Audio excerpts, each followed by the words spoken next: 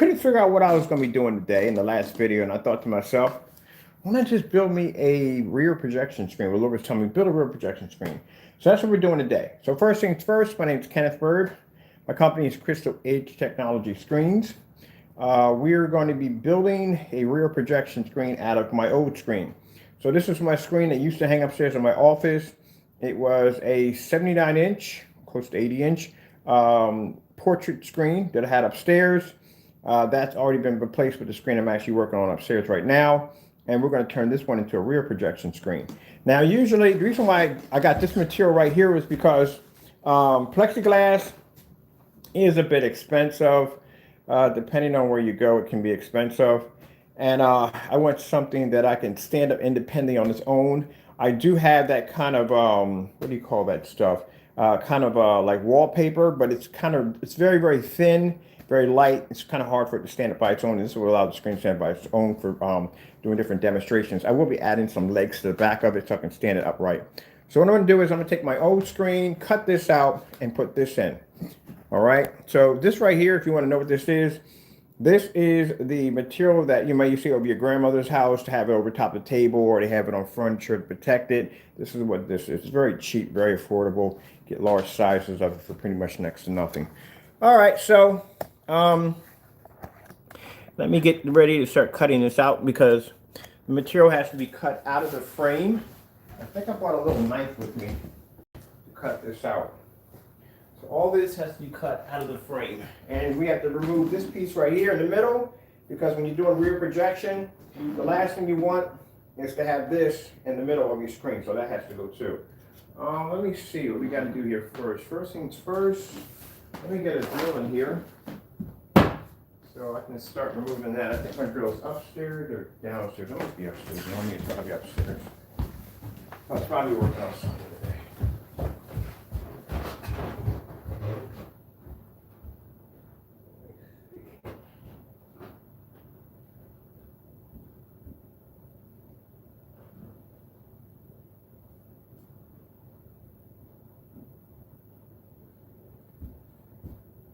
It's not up here, it means it's got to be downstairs in a shelf somewhere. So let's check. Let me check. Under the table, my kitchen cabinets. It's probably in there somewhere. Let's check these kitchen cabinets. Yep, here it is. Found it. Are the other brackets in here? I think I look at it here in my frame. Well. Yeah, it should be pretty sturdy. So first things first, I don't know if you can see this here, I'll bring this up. I got to remove I'm going to build me another bed sheet projection screen because I did like this one right here. I'm going to build me another one. So we got to remove the middle piece out altogether. You can't have this in the middle of your screen if you're doing rear projection. Woo! There we go. There we go.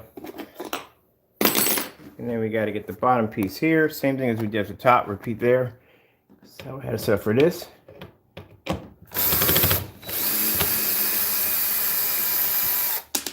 Do do do do do.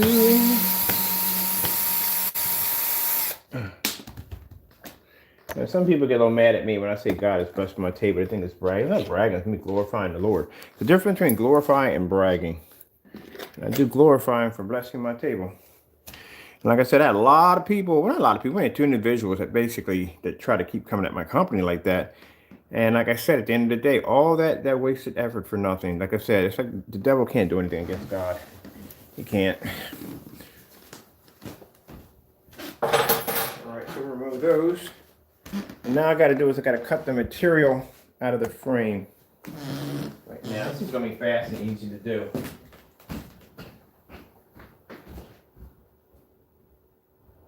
I mean, a nice little knife in there. Oh, yeah, I found it. Cut everything out just fine. All right, so I'm just going to cut my frame out.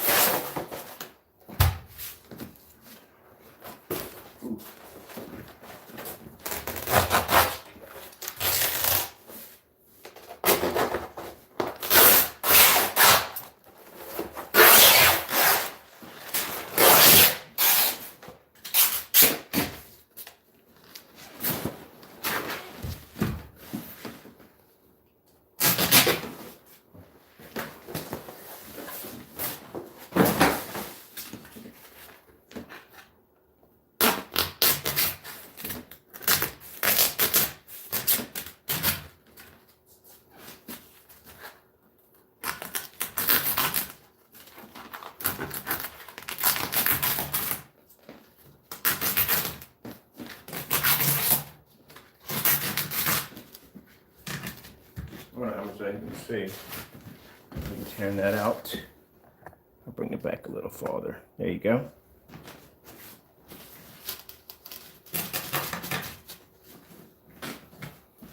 All right.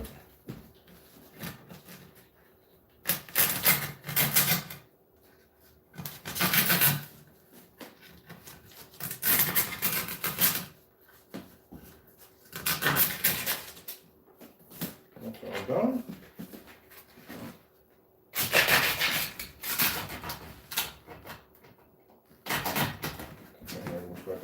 Myself.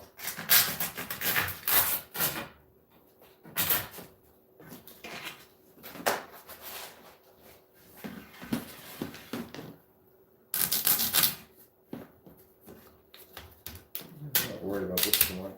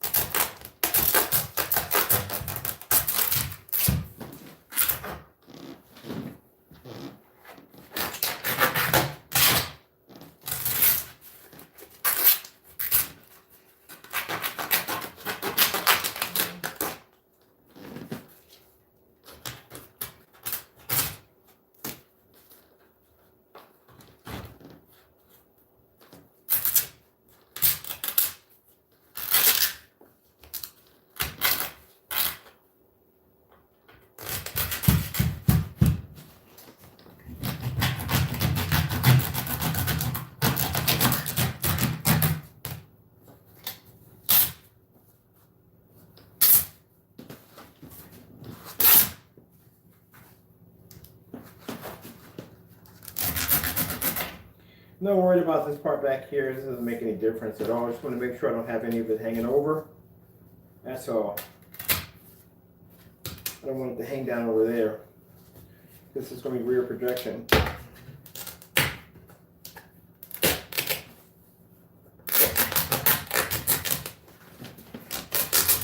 can always go over the back of this with some black tape to hide it. To make sure you don't have anything hanging over, any tassels or strings hanging to the screen.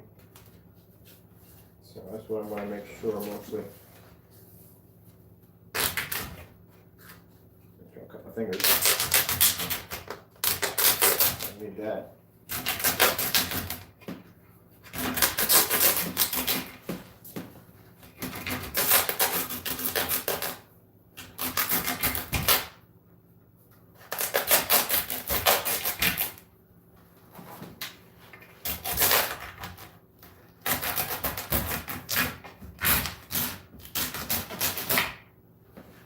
Okay, that's pretty good right there. I'm more worried about this right here. And this right here, I don't want this hanging open to the frame. And this is the first screen I put on here with a bed sheet. Now we're just going to use tabletop protector to make our rear projection screen with. Just going to get all this cut off of here. You know how to put it all to begin with.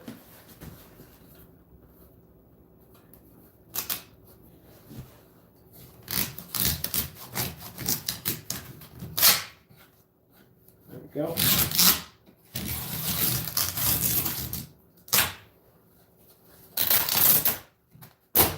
And as you can see, this is old scraps of wood that I put my frame together with. I'm gonna have to go out and spend any money to get this piece off, but I don't want to cut myself in the process of doing so. There you go.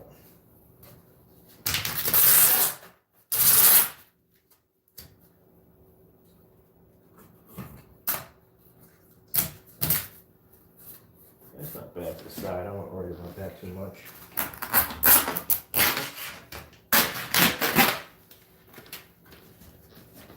Alright, so we got this piece, right here. Bring it down, this would be better.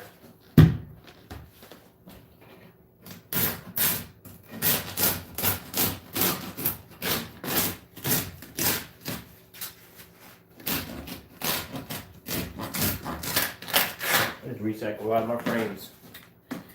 No point in me going out and spending the money for lumber if I can recycle it myself. me some money.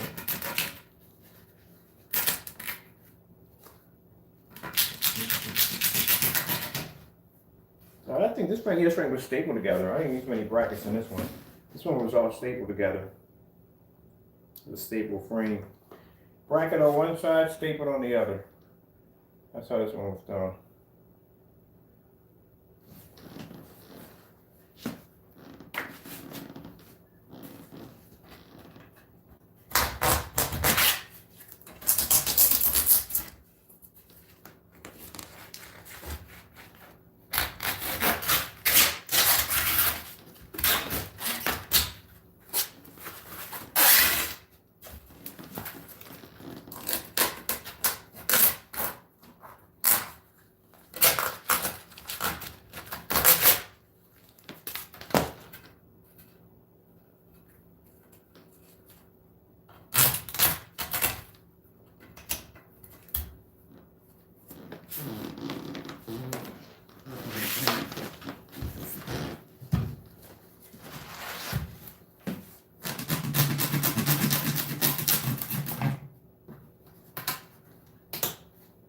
Not too bad. Let me get this part right here. I'll cut my fingers.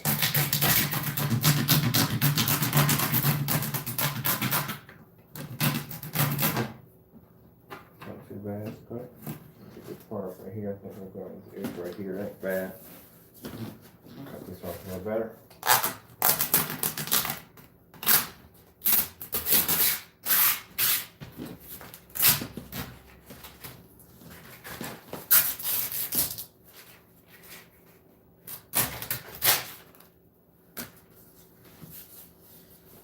Okay, so this is the part we're going to be using right here. So what I'm going to have to do is I'm going to have to come in and I'm going to have to make sure we don't have anything. I'm not worried about this. This has to be removed anyway because, as I said before, if you're doing rear projection, you can't have a bar in the middle of your screen because that's going to show up in the middle of your screen.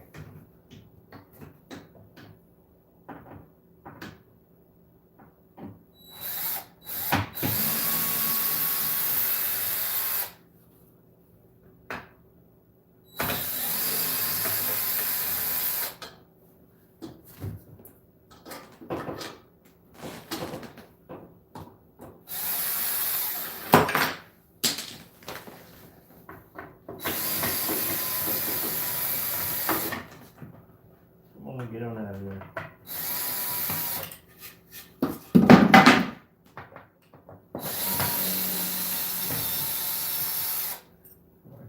This cleaned up.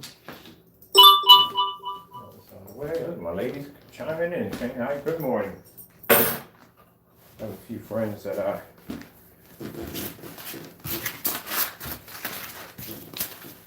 you get a chance to see some of my friends in my videos. I got a few lady friends. We're going to be painting some screens this year. I'm going to have them on camera. With their consent, they want to do it. We're going to paint some screens together.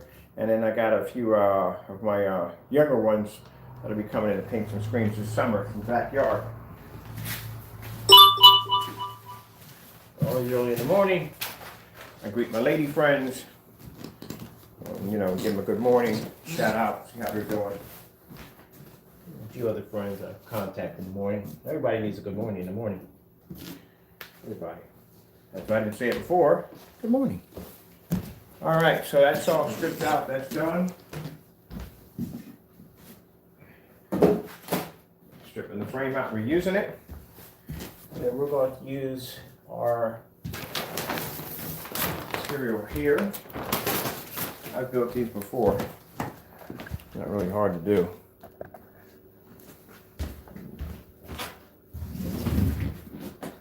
Thinking like, what are we going to do today? Like, what are we going to do today? What are we going to do today? Lord said, today we're going to build this.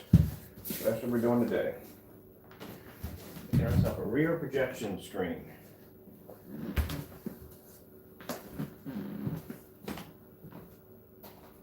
Now, I'm not worried about once I stretch the material over the frame, about the color of the frame, because this is black technology. You're not going to see none of this at all, period.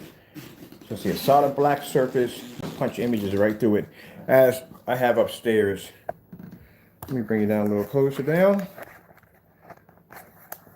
Let's see.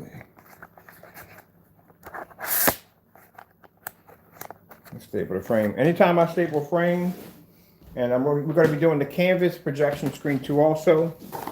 So that canvas material I showed you where to get at on Amazon for $23 for 9x12. When I staple, building that frame is very, very easy. Some people think it's extremely hard. It's not. When I tell you to go to Home Depot, go to Lowe's, they will cut the wood for you right there on the spot. So go to Projector Central, you look up the size of the screen you're going to build. You punch in your model number of your projector on the search bar. Search bar will bring you to two links that'll pop up. One will say specification, the other one may say screen calculator. You want to definitely get to the screen calculator. If you can't find a screen calculator and specifications pop up, go on the specifications, scroll down, you will see the distance throw calculator right there in the menu. Click on that. That will send you to a virtual room. And then from there, when you go into your environment, say this is your screen right here, you would count back how far your projector is going to sit, considering this back how big a screen you want. So say you count back, you go in your room and you count back, you got 18 feet. Now you go back over to Projector Central thinking I got 18 feet to pull back. Let's see how far I got to pull the projector back to get to 126 inches. So once you get to that point right there, it will give you the height on the calculator, how high the wood has to be, and the length of it, and then in the center, diagonally, will tell you the size that you get. Go over to Lowe's and say, hey, look, I want a screen piece of wood cut to this size and this length, and you're done. Go over and get yourself some flat brackets right there, and you just piece your screen together. Bam, bam, bam, bam, done. Now, if it's depending on the size of your screen, if it's a big screen, I say about 100 inches. Get this middle piece off. Then you're going to have to get 1, 2, 3, 4. So you're getting your top, your bottom, your sides. Then you're going to need another piece of wood for your middle. Right? So your middle frame is always smaller than your sides. You got to measure that yourself. Measure that yourself. So you have to make sure that when you put it in, it's going to fit right there in the center. Depending on how big your frame is, depending on how many of these you're going to need in the middle of your frame. If you're doing 100 inch, it's 1. You're doing 120 inch, it's 1. Once you hit 130, 150, then you're talking about 2, 3, 4, 5, and 6, depending on how big the screen is. I did a 200 inch screen. I had to put 5 in the middle of a 200 inch screen. Because that makes your frame sturdy. Without that, your frame's going to be wobbling back and forth. Another trick you can do, and I did it on this frame, now since we're spraying this on, I don't have to worry about getting any imprints pushing through. But when you use fabric, I got something up in my ceiling running around. I got to call it an exterminator. I don't want to kill them. I want they're bringing a humane trap to trap them. All right, so as I said before, if you're doing a frame, usually if you're using blackout cloth, if you take that blackout cloth and you stretch it over your frame nice and tight, what's going to happen is you're going to get these little imprints popping up through your screen.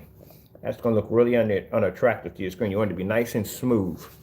Like, the fixed frames are nice and smooth. That's how you want it to be. So what you do is, if you're going to spray it, not a problem, because when you roll on it, it's going to allow it to press through.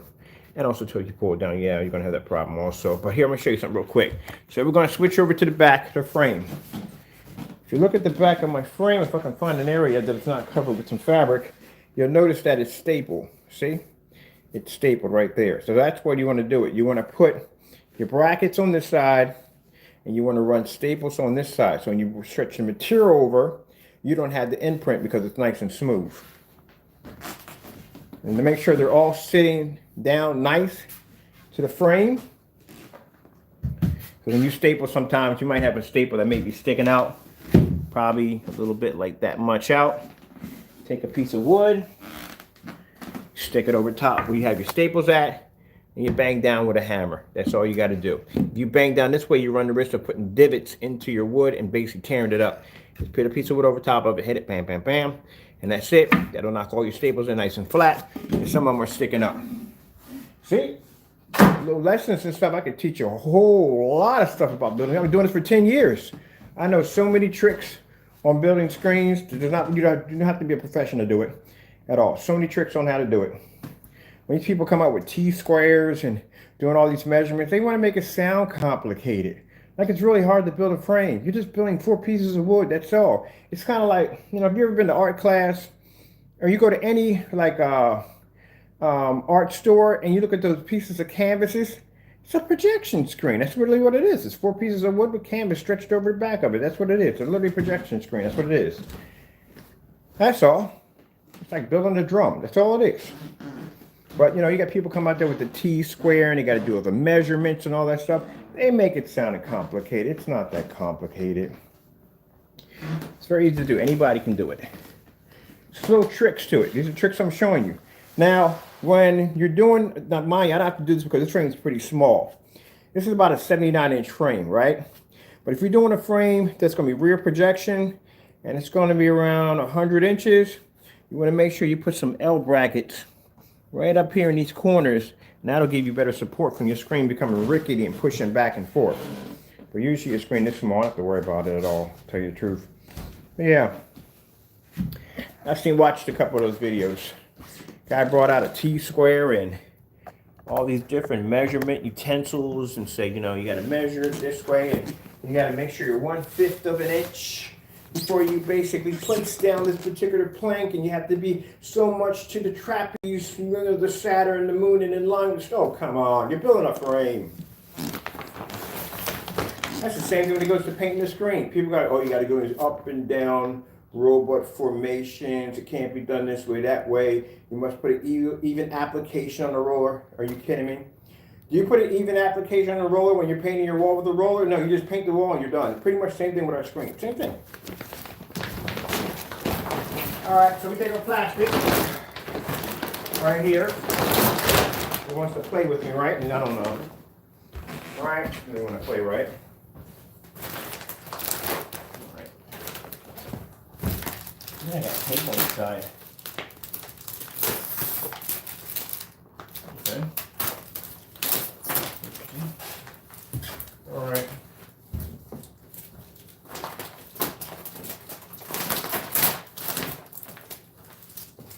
That's it. It's kind of like when you build a rear projection screen, it's kind of like building a window. All right, you get the plastic, it's like building a window. Like if your window blows out and you got to put a temporary window for the time being, cut some wood to measure your window for the time being, put some plastic in it, it's the same thing. Same thing. All right. So we're going to take this. I like to start my staple off at the very first one right there. I've done a couple of these before already. Right there. Well, gotta get something there so you guys stare. You might just fall over. So right here at the end, I think my stapler is plugged in. I'm not sure. Yeah, this was in. Interesting. All right. I'm going to click the daylight so you can record. All right. So once that's stable, we go to the other end. All you got to do is just pull on it a little bit. Not too much, just pull in a little bit. That's all. You're pulling from this side.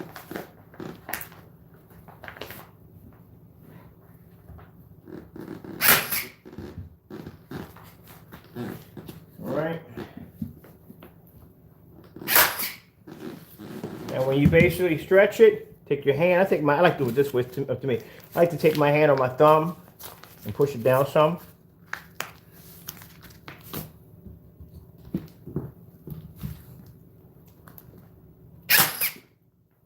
That's just me on how I do it.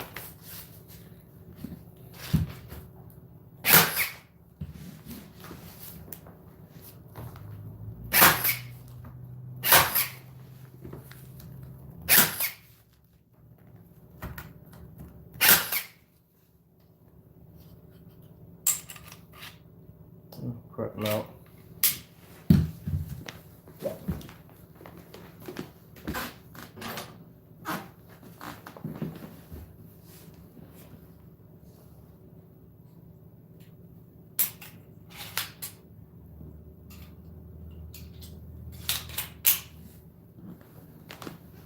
So now that's stapled on that side.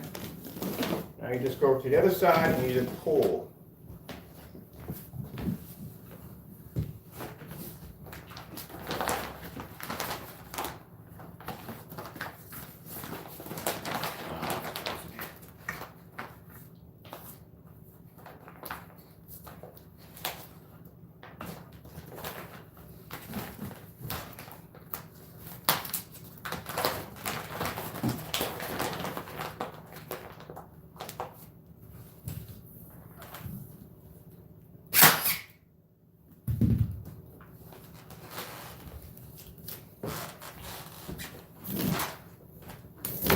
you guys. The cord, I'm pretty sure I am.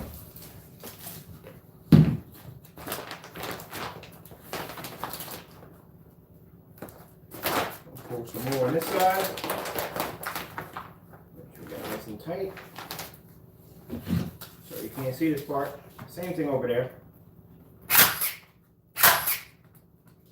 Alright. As we start to pull, it's going to get a little tighter every time. Look like a window. Look like a window. Window.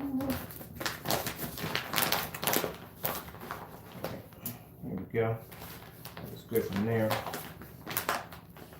I think I want to just a little bit more here. Make sure it's right here. Yeah, it's going to be good. Okay, I want to make sure. All right, cool. All right, that's nice and tight. I'll just finish the side on that side. Yeah, I knew it was going to hit y'all. I knew it. I knew it. I seen the cord wrapping around one end. I was like, it's going to hit him. Definitely going to hit him. All right.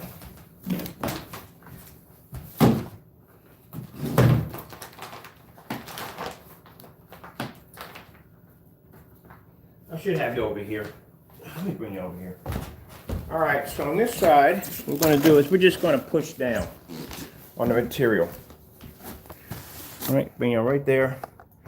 We're just going to push down on the material. That's all we're going to do. And this is a cheap screen you can build. Very cheap screen. So go and spend all this money for plexiglass. You make your own, and then you can make the size you want. And on top of that, shipping costs is not going to cost you a lot of money. You know, so what I'm doing right here is I'm basically just grabbing my material and I'm pushing down with my thumb so I get it nice and tight when I bring it down. That's all I'm doing, bring it down nice and tight.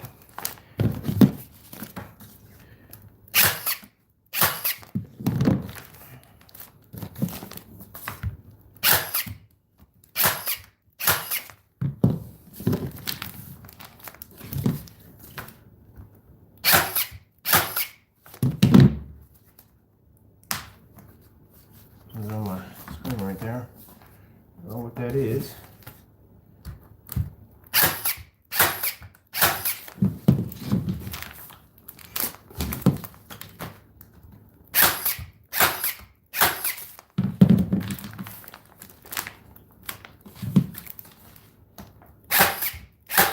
Some insulation through my door. I'm feeling cold air shooting through my door. That's really why my heat bill's probably so high.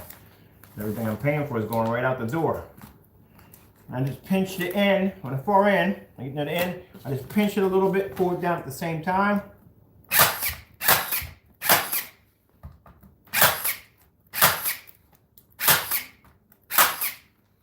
There we go, that's nice and tight.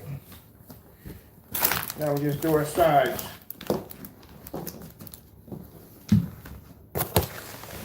It says just like building a window. If you ever built a window, a window go out and you measure your window just for a temporary fix.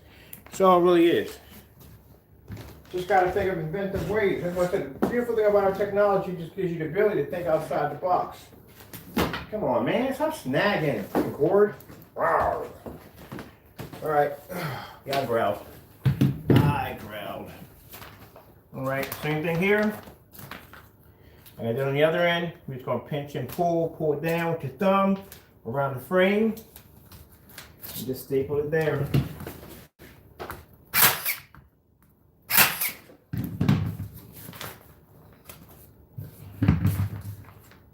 Tight.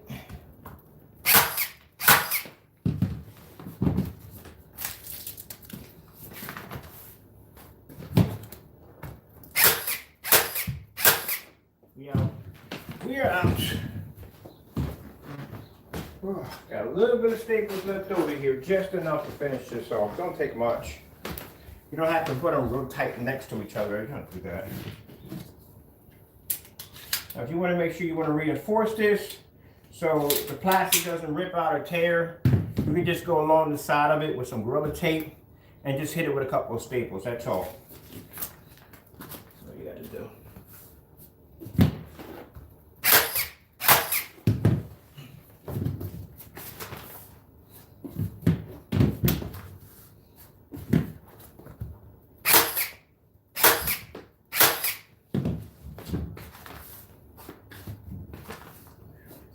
tight.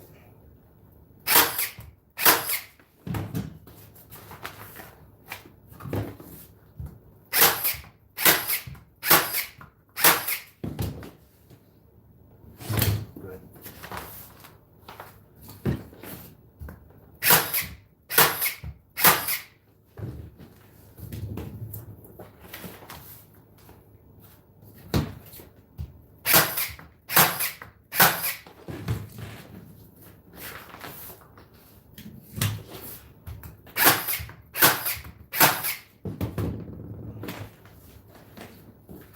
Great, a nice rear projection screen. What other projector I'm going to use on this one? One there, mount already? Mount. Well, I'm using a little amounts of staples, not a lot. I don't have a lot here. I got to go order some more, some standard staples. So I got to order for myself. So I'm just using what I have, scrounging around, figuring out what I have left around. So I'm just using whatever I have left around the house to make this. That's what I'm doing right now. See where I stopped at. I stopped it right there.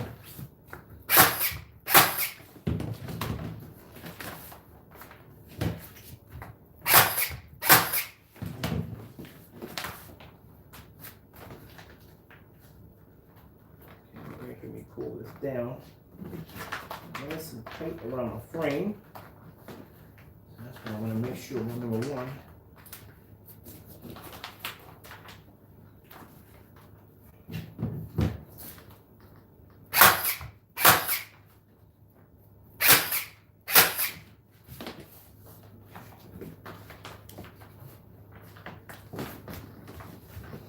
One thing I like about plastic is that you didn't get it right first time.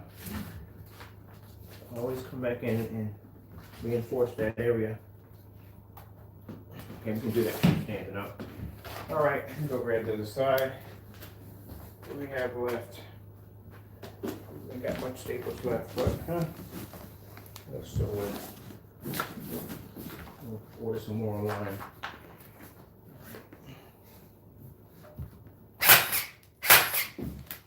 So just repeating the same process as I did here, just pulling it down, stretching it tight.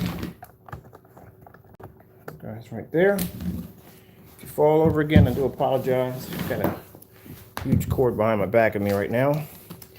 So what we're gonna do is put our hand on this if I can get my hand. This is the part you really want to stretch the tightest.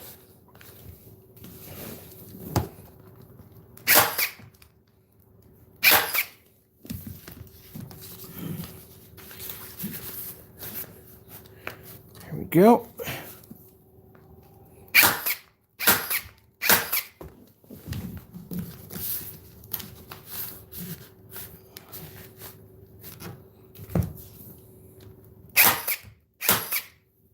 Let's see what we got left. Are we punching in? Or are we out? We're out. Let me see. Pretty sure I got some somewhere left over.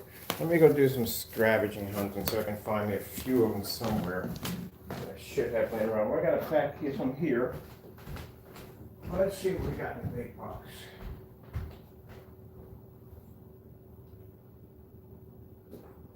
Here we go.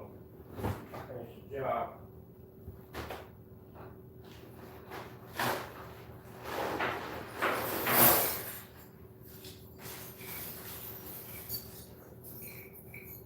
Let's see what you got from what we got here.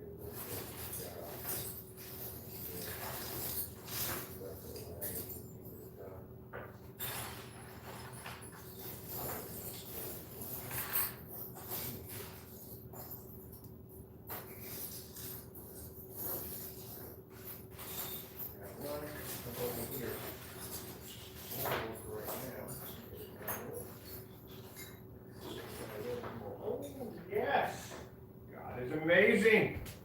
Sitting at the table talking about, Lord, can you bless me with a little bit more to get it done? And boom, shot the locker. That's enough. Get it done. Thank you, Jesus. Let's finish this off. More than enough to get it done.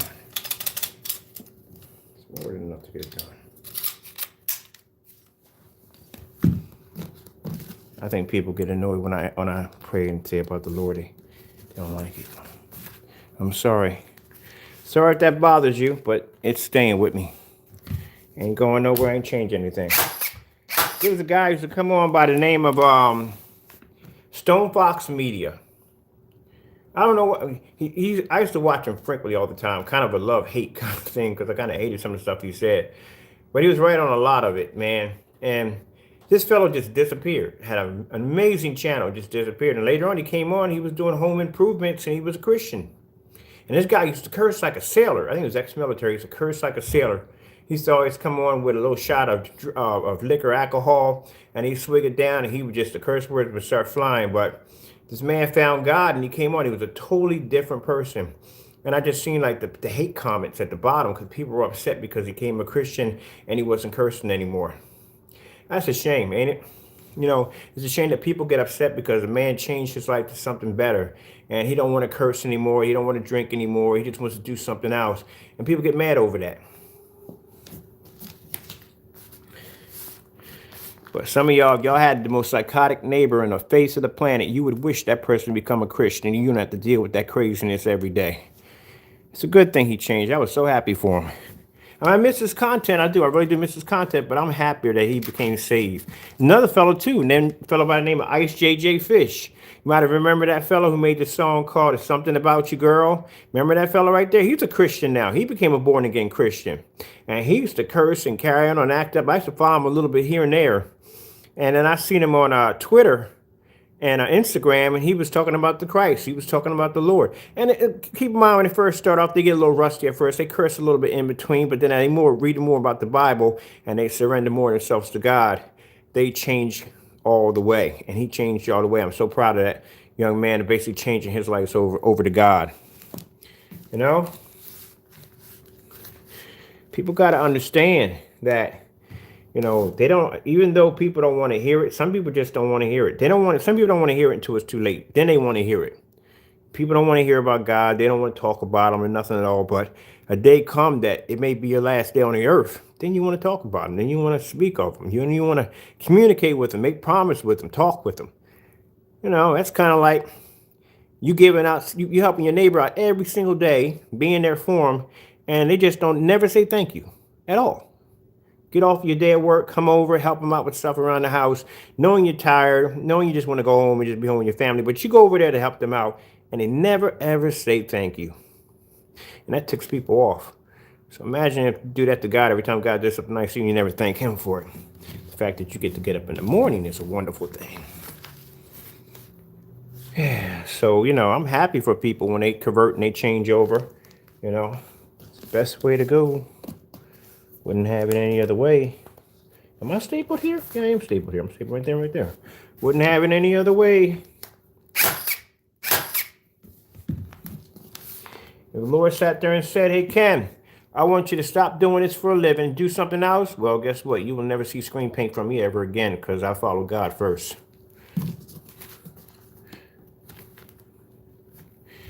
And about the money, people have to understand.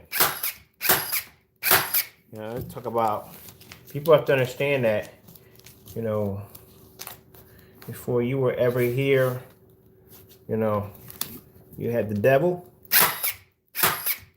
you had God. God was here before the devil, of course. And then you have to understand that right now, you're at a spiritual war. People don't want to believe that, but you are at a spiritual war. When your time comes, and we all have to go, because like I said, we all have a timeline, everybody's timeline. You got to figure out exactly what's on the other side of that next life. People don't think about that because we're just going to and fro all day long. We don't think about that until the number comes up. When the number comes up, then you start thinking, what's on the other side? Definitely don't want to be wrong. I'll tell you that much. But people got to understand that everything you have is borrowed. So one thing that stuck in my mind when I read from the Bible was toil under the sun. Man works by the sweat of his brow to give to another. Nothing is yours at all, period. Everything you can look around in your home right now is not yours. You will not take it with you. When you pass off this earth, it will go to another. Work by the sweat of your brow to give to another. So people that are obsessed with chasing money, all right, I used to be one of those people. I was a lot guilty of things I'm talking to you about. I was guilty of. Not saying, I was just that and the other. But people get obsessed with chasing money, and they get caught up in that world out there, and then next you know their number is called. And there's no way around it. Once you go, you go. That's it. You don't come back. If you are blessed that they bring you back, God gives you a second chance and you come back. Do something with it. But you have to understand, even our own lives are on borrowed time. We don't own our own lives. If we did, we could come back from the dead anytime we wanted to, because we would have control over our own destiny. But we can't.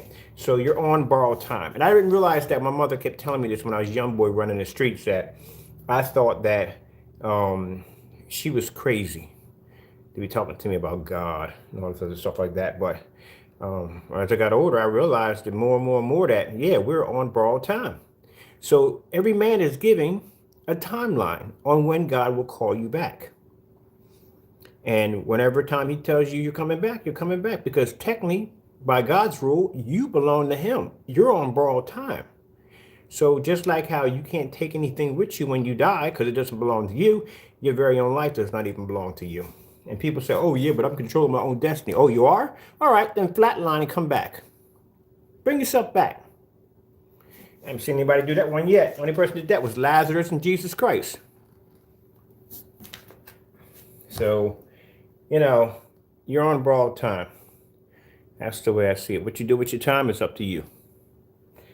But sooner or later, you're going to have to see his face. Can you imagine standing before the Omega, the beginning and the end, God who created the heavens and the earth and the universe, and you're standing before him trying to explain to him, like, look, man, I'm sorry, but I squandered your time when I was on the earth. We all did it. Everybody did it. I squandered time too. A lot of time. A whole lot of time. Yep. A whole lot of time. Happy to be where I'm at now.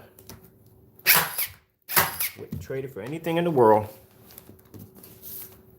Nope. Don't need it. Wouldn't want it. Don't want it. Happy where I'm at. Yep. Happy where I'm at.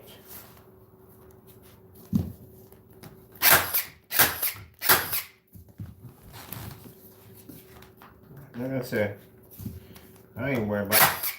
I think that's the reason why I stopped collecting. I stopped collecting. I used to collect antiques and stuff. I stopped collecting altogether.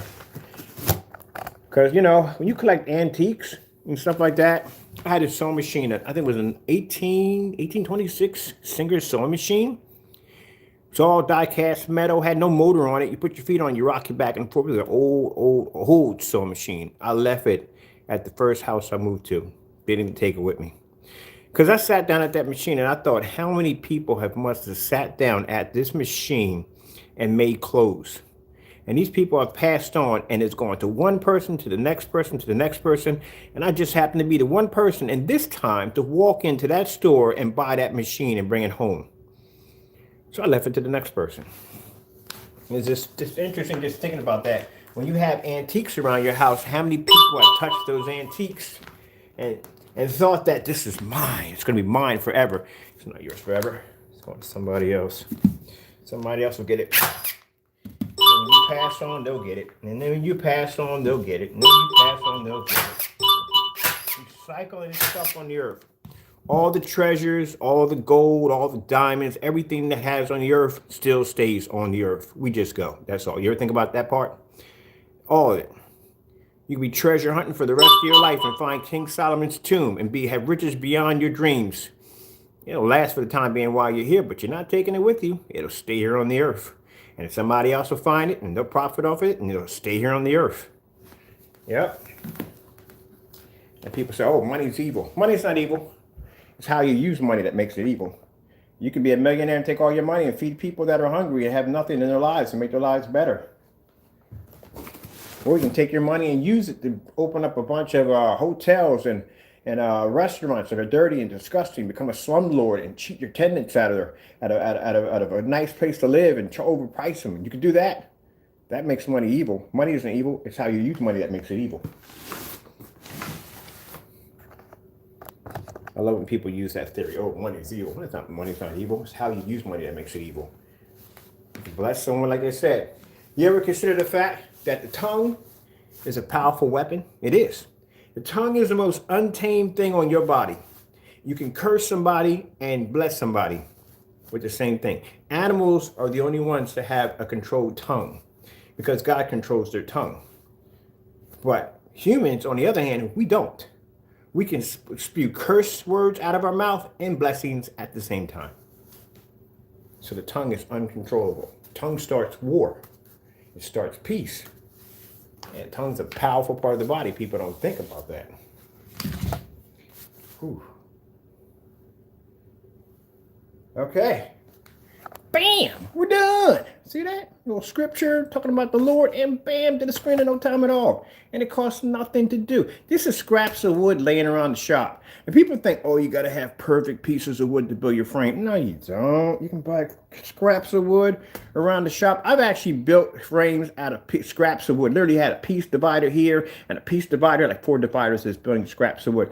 You're just building a frame. And this material right here is the same material that you get, like, oh, you cover your tabletop or on grandma's furniture, you know what I mean? Her sofa, the one you would sit in. Oh, my grandma had that protective plastic when you sit on it, feel like you were sitting on a bag, like a pillowcase made out of freaking what do you call it, cornflakes, that crunchity crackety. Don't let the air conditioner be on and jump on that bad boy. They're hitting a brick.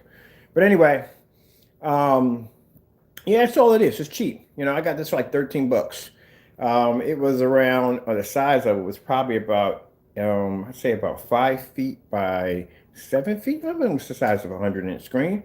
And you just staple it down. Now, once we sprayed this with the coating, the limitless on it, we spray this on it, you won't see the frame, you won't see nothing. All that'll be black. So, what we got running upstairs right now? We can actually throw that other one up so you get a chance to see what that looks like. And once that all painted and it dries, you won't see the wrinkles and stuff. That's slowly going to stretch, keep stretching, because that material is stretchable. So that's all. Now, just to make sure that if you want to reassure that the plastic doesn't slowly tear, if you're fearing that it's going to rip around those staples, like I said, get some Gorilla Tape, go around the edges, and just drop a couple of staples in. That's all. And that'll fix that problem. So this is what we're going to put on it. This right here is the Limitless Black. This is the blackest black paint we make. And this is actually front and rear, believe it or not. This is front and rear technology.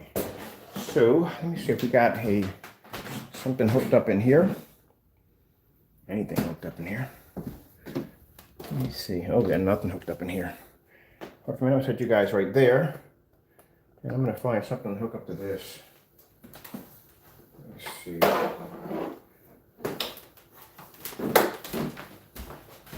Let's see if we can, oh, we got a fire stick right here. Awesome. And with the remote control. Is this a remote control with it? Oh, please tell me this is a remote control with it. I constantly lose my remote controls. Ah, yes. Got a fire stick in here. Now for me, over here, in the land of many, many wires, because I just didn't really feel like climbing up here and just putting wires in. So I just got all extensions for anything that's hooked up to the back of this running down here. And if I want to run my fire stick, of course, people are going to say, well, you need the port for the HDMI. No, you don't. You just get yourself a adapter like so that will allow you to convert a male into a female. You snap it over the top, and now you have a female that you can come in and plug your, hold on for a minute, if I can get my fire stick free here for a minute. There we go. I mean, not seeing this on camera, but allows you to plug your fire stick in there. There you go, done. And you plug that part in there. All right.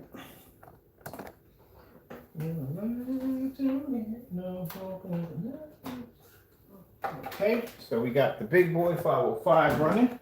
Right now, I'm going to fire trigger this on. Pray my remote controls are up here, which they probably aren't.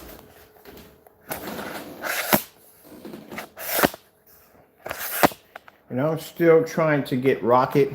See that giant Groot over there? There's a rocket that goes with him. Yeah, his partner goes with him. And they still want a couple $1,000s for that. I got lucky when I got him because I walked into GameStop They wanted at first like $700 or $800 for them, and I said, nope, I'm not gonna get them. This is too much money. And then I waited a while. They had some big sale. He was like $250. Man, I went and grabbed Groot, put him in the back of the car. He's been with me ever since. Groot's been with me for about a year or so. So I've been trying to get Rocket, and Rocket's just way too much money right now. So I'm like, I'm just gonna wait and try to get Rocket later on, like $1,700. I think it's $1,700 for Rocket. All right, cool. We got the, let me see if this is a remote control for it. I'd be surprised if it is. I really would be surprised if it is a remote control, this one. Yeah, I thought it would be surprised. I'll be back. Yeah, surprised if it is, surprised if it isn't. Surprise! Come on, surprise!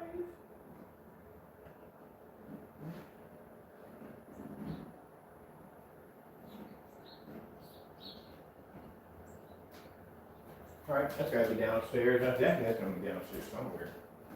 What you doing? Go downstairs and find it. Yeah.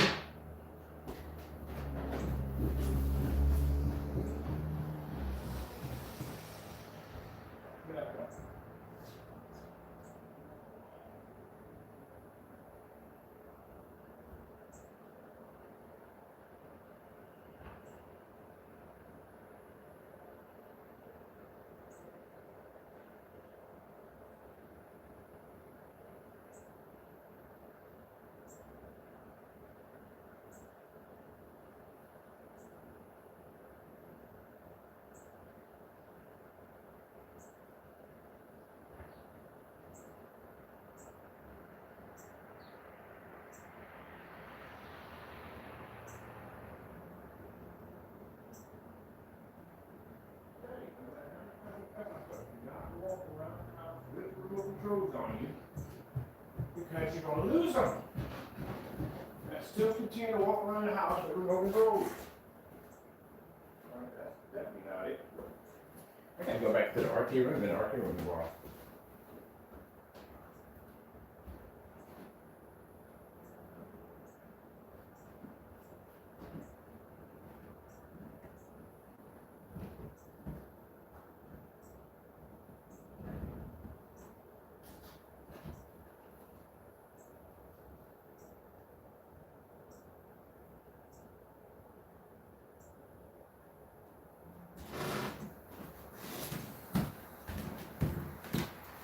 Got it. Damn it. Alright, let's put it down here. Nope. So we'll put the stereo system. Into that. Okay. Well, I've officially lost my remote control to my Fire Stick again. Chances are I was probably walking about the house with it and set it down somewhere like an idiot. As I usually do. Things down in areas they shouldn't be at. So the stereo system, that's for the computer. What's different in it? It's for the, alright, it's definitely in it. Alright, I gotta go search my room. It's probably knowing me, it's in there somewhere. I went in the refrigerator one time.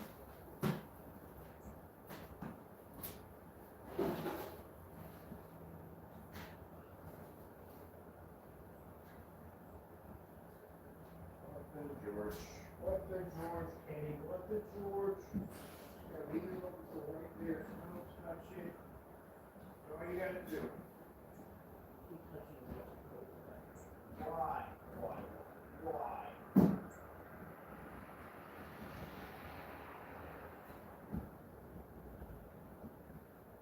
Man, come on, man. Seriously, bird. Life. Better. Alright, I'm gonna grab the PS4. I'm gonna track down that remote control. It's somewhere now, somewhere. Yeah. Mother Jerry.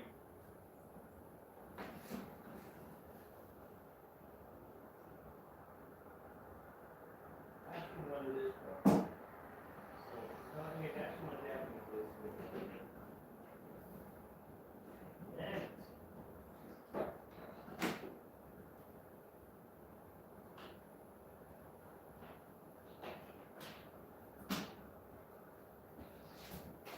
All right, got unplugged the PS4. I swear, man, that's the worst freaking habit I have in the world. Like, literally, I will pick up a remote control and transfer it in the weirdest part of the house. Find them in refrigerators, crispers. They even found one in a microwave one time. I don't even know why I even put it in the microwave to begin with. And what the frick was I doing that day? All right, I didn't find this one. I just want to tape it or Velcro it to these things now that I'm tired of this mess. I gotta train myself to do this a little better. All right, let me run this from here to here. Man, I get frustrated with myself all the time. I'm just doing 4 or 5 things at the same time, constantly losing stuff in the house. You think that's gonna be a nightmare?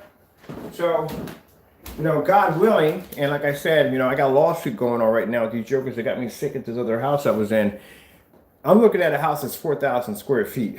I'm really considering going with something smaller because I couldn't imagine losing stuff in that place. I would never find it. All I have to do is remind myself, do not take the remote controls downstairs with me. Which I do all the time.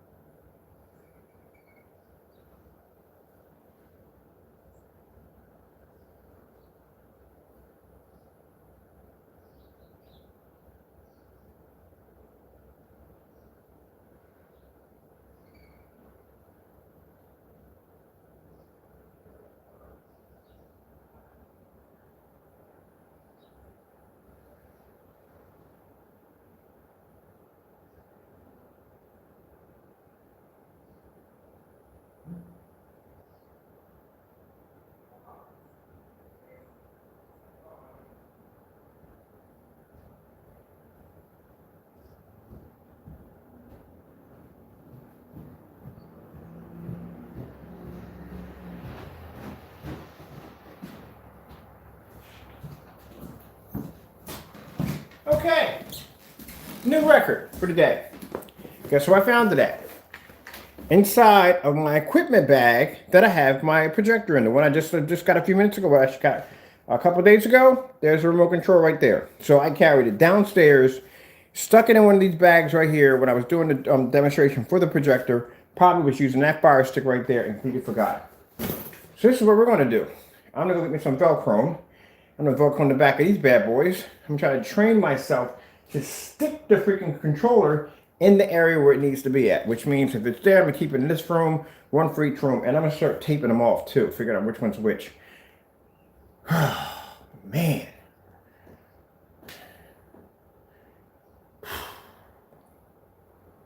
I tell you, I stress my own self out. And it's hilarious. I mean, I wouldn't mind you. I don't mind if you laugh over it. It is freaking hilarious. Like, for goodness sakes, Ken, keep the remote control where it belongs. And then I have this conversation. I'll carry it off somewhere like an idiot. All right, let me see. This is pretty cool. The moment you realize something is truly luxury is the moment you put it to use. Purchase or lease a new Infinity QX80 online to No, what if you're going to ask me for that?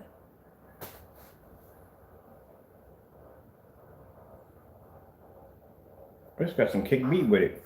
Oh, I got to turn on the whatchamacallit. Which one needs it running for subs?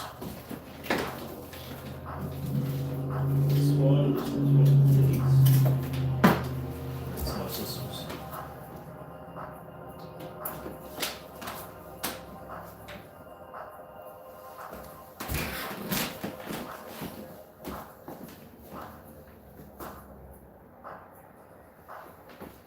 Oh, turn myself on or turn myself off? Let's try you again.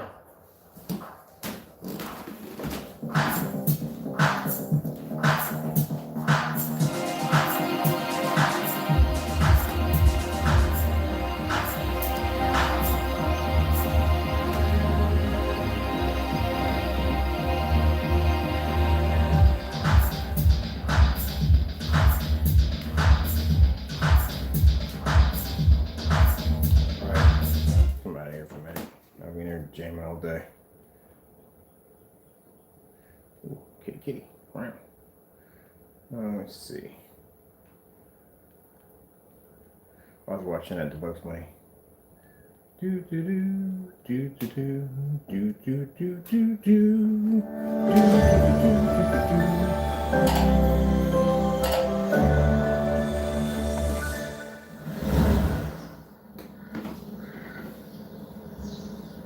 There you go. All right, so as I told you before, this is we're going to spray the screen on downstairs. Now this is a 12. We're going to be using this stuff right here. All right, so as you can see, there's the surface right there. Not seeing much to it, can you? Nothing at all, right? Should have used a fish, would have been a better. There you go.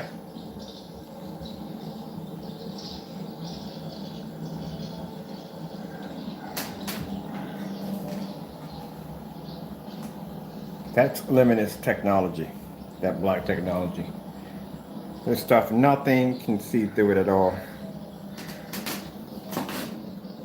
But if I go over here and I hold this up to the projector, I can punch an image right through it.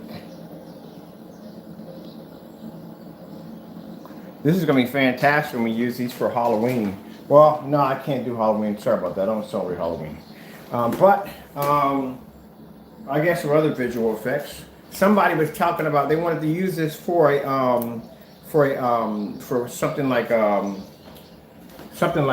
a DJ booth. So, you know, good thing about this is that you're using this for a DJ booth. You know, lights are flashing and going off. When you're using a wider silver screen, bottom line at the end of the day, you're going to be reflecting all that light back at you. Visual effects look so much better if the environment is black behind it.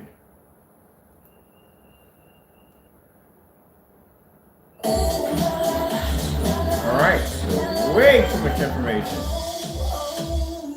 But okay. Enjoy a Wawa barbecue brisket on a brioche bun or in a bowl today. Gotta have a Wawa.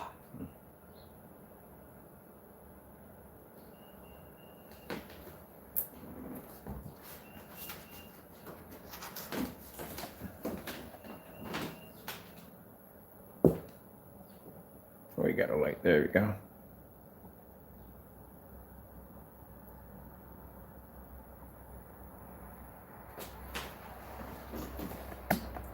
Need a brighter visual effect for that one.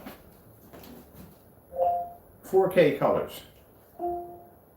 Getting that from YouTube. Here we go.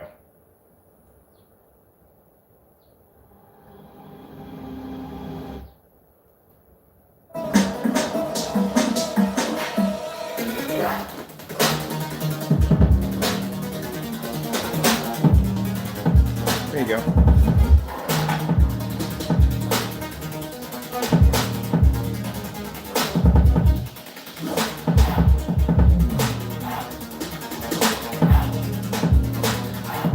And the cool thing about this is they won't see the projector, they won't see the speakers, they won't see nothing behind that wall.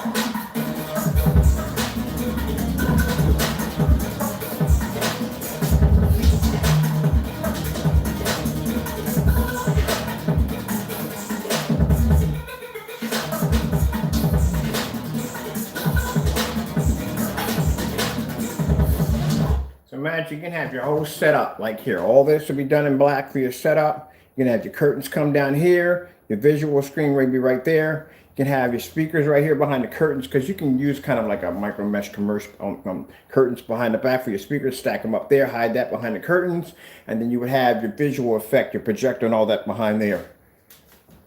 And that's it. They'll see that whole entire thing light up. They won't see nothing behind it. Even the stage lights won't be the fade that screen because they're designed to absorb light. And if you have that in an all black area, like if you're doing an all black area, no white light is going to reflect off the screen and hit the wall. Those screens are designed to absorb all that light, so the area is going to remain nice and dark. People don't think about that part either. When you do those visual effects screens, all that white light is pushing off the screen, that stuff's going to reflect somewhere. And if it reflects, it's going to be pushing everywhere else. This stuff is designed to absorb all that.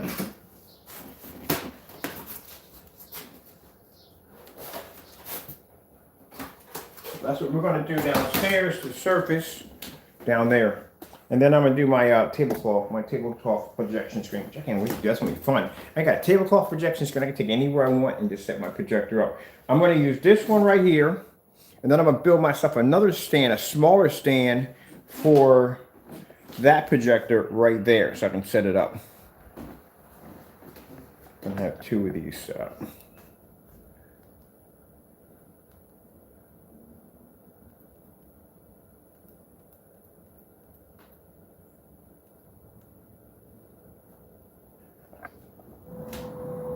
I would walk 500 miles and I would never ride a brand new just to be close there.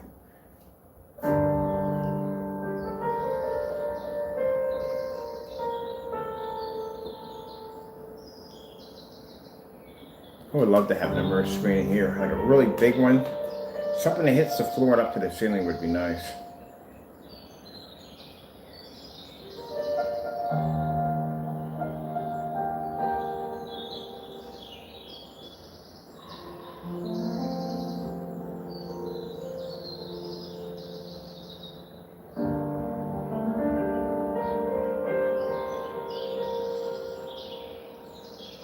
And this is a 12. That's why 12s are the highest sellers. 12s are beautiful screens. They are very gorgeous screens.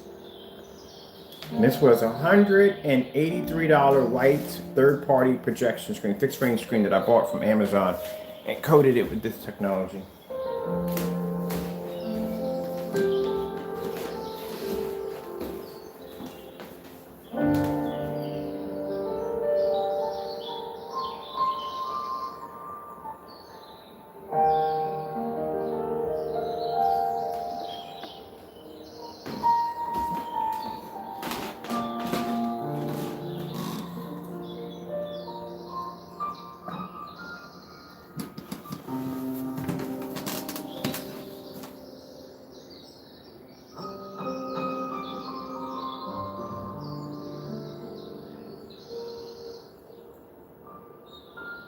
Here's the angle gain. Get right alongside of my screen if I want. Kiss my screen.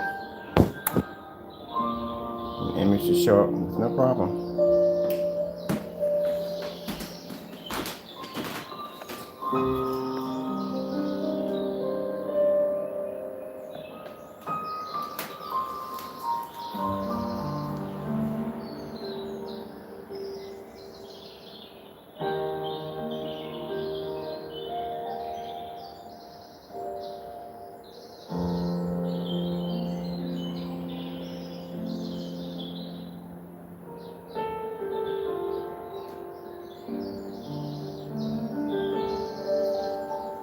Yeah, it's interesting that I've watched so many survivor homestead movies and different things on YouTube.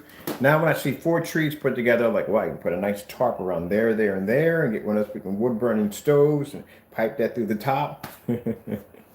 Watch so many of these videos. Now I see trees like, you can put a tarp in there, hook up a nice little makeshift bunker in there, real nice. Yeah. Let's see, let's go over here and see.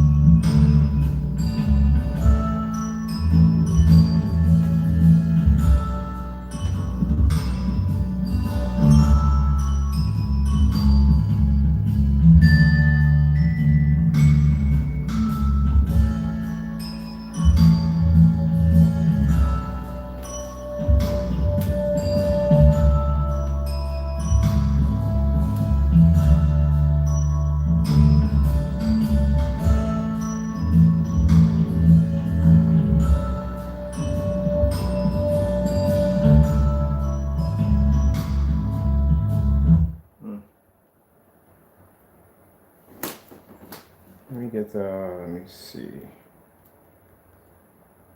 What the heck is this? Oh.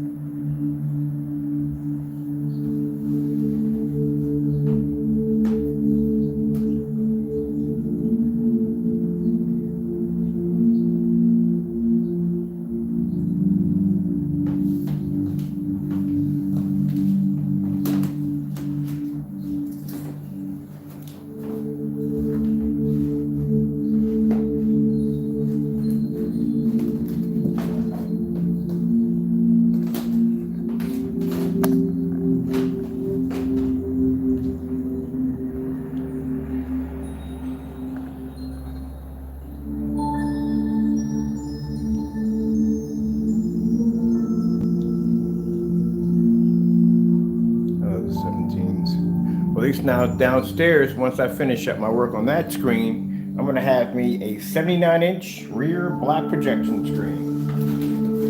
That's gonna be using with that screen downstairs.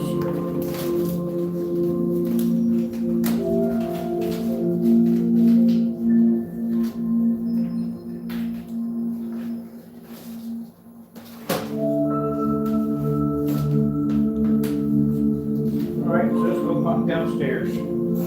Remember to leave the remote control here in this room. That stays in here. I'll leave that right here. I don't do anything dumb like take it with me, as we usually do. So if you're going to be using these 17s, keep in mind this is not a roll-on application. That's the wallpaper screen right there. It's not a roll-on application. It is a I'm a messy environment right now. Everything's really junky right now. It's a spray-on application, and the paint spray I like to use with that is the Wagner 250. That's what I like to use. So it's a much more easier, much more controlled sprayer if you want to use that particular paint sprayer. Put my system back in. So I was in here doing some gaming. I really want to disconnect all this today, but I may not be able to find out where my stuff is at. Stuff all over the house. Pretty organized, on the problem I just can't keep track of my remote control. It's my biggest pet peeve. Can't seem to keep track of those remote controls. Alright,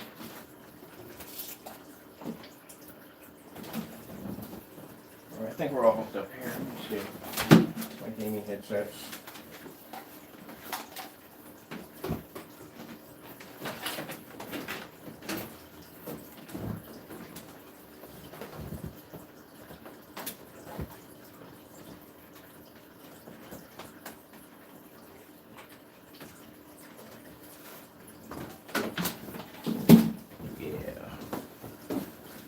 This right here, if you want to know, this is my rear acoustic projection screen. It has speakers behind the back of it, so I can watch my movies and whatever good stuff I'm watching.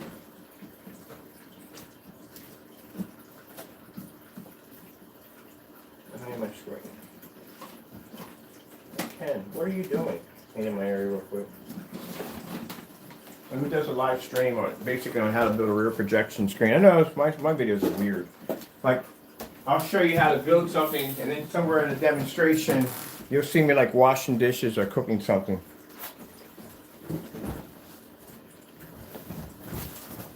And then people say, well, how come you don't have the special visual effects when it comes up and all that? I don't need all that crap. For what? I'm just showing you how to design something. Like, I gotta put on a visual effect and all these special, no. My videos is gonna be as real as it gets.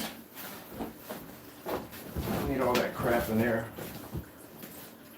Have to rehearse lines and all that stuff and set up the environment so it looks good for the screen and cap. No, I ain't got time for all that. So one thing you know, that if you're new here and you watch my videos and you're thinking like, yeah, this guy doesn't know what he's talking about, blah blah blah. Don't just look at the technology. My stuff does stuff that other people can't do.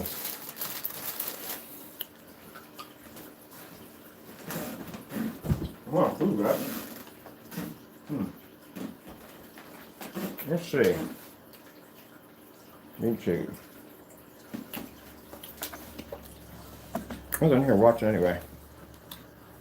And then it was, oh yeah, I was watching that. I told you I watched nothing but homestead channels. All I watch is bushcraft videos. I'm in love with them. This guy built this nice little bushcraft, and he made a fireplace. And, oh, I love this stuff. I love it so much. And Steve, I just started watching this guy right here. As a matter of fact, I gotta go subscribe to his channel real quick. I'm gonna watch more of his stuff. Subscribe, yeah. Oh, I forgot. Oh no, I don't have an account on this one. I gotta go on my PS4 and do it.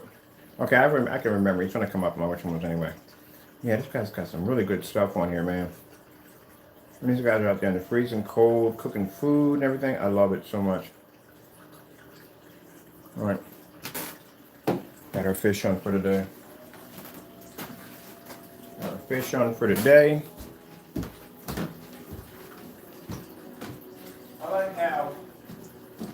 watched the pre-recorded video of, and I know Screen Innovation is going to get a little ticked over this. I don't care. But I watched the video of Screen Innovation, and he showed the inside of his home. Man, all that was pre-rehearsed. Everything was pre-rehearsed. I didn't see him walk around his house cleaning up anything for the night before. Like, oh, yeah, excuse me, guys, on camera. But, yeah, I was in here playing games, so I've got chips and stuff all over the place. Like, yeah, all pre-rehearsed. Honey, I want you to say things this way in front of the camera and so and so and so. And I want the kids to be here and I want the dog to be there. Oh, yeah, okay, I was all pre-rehearsed. So this right here is the acoustic blackout cloth.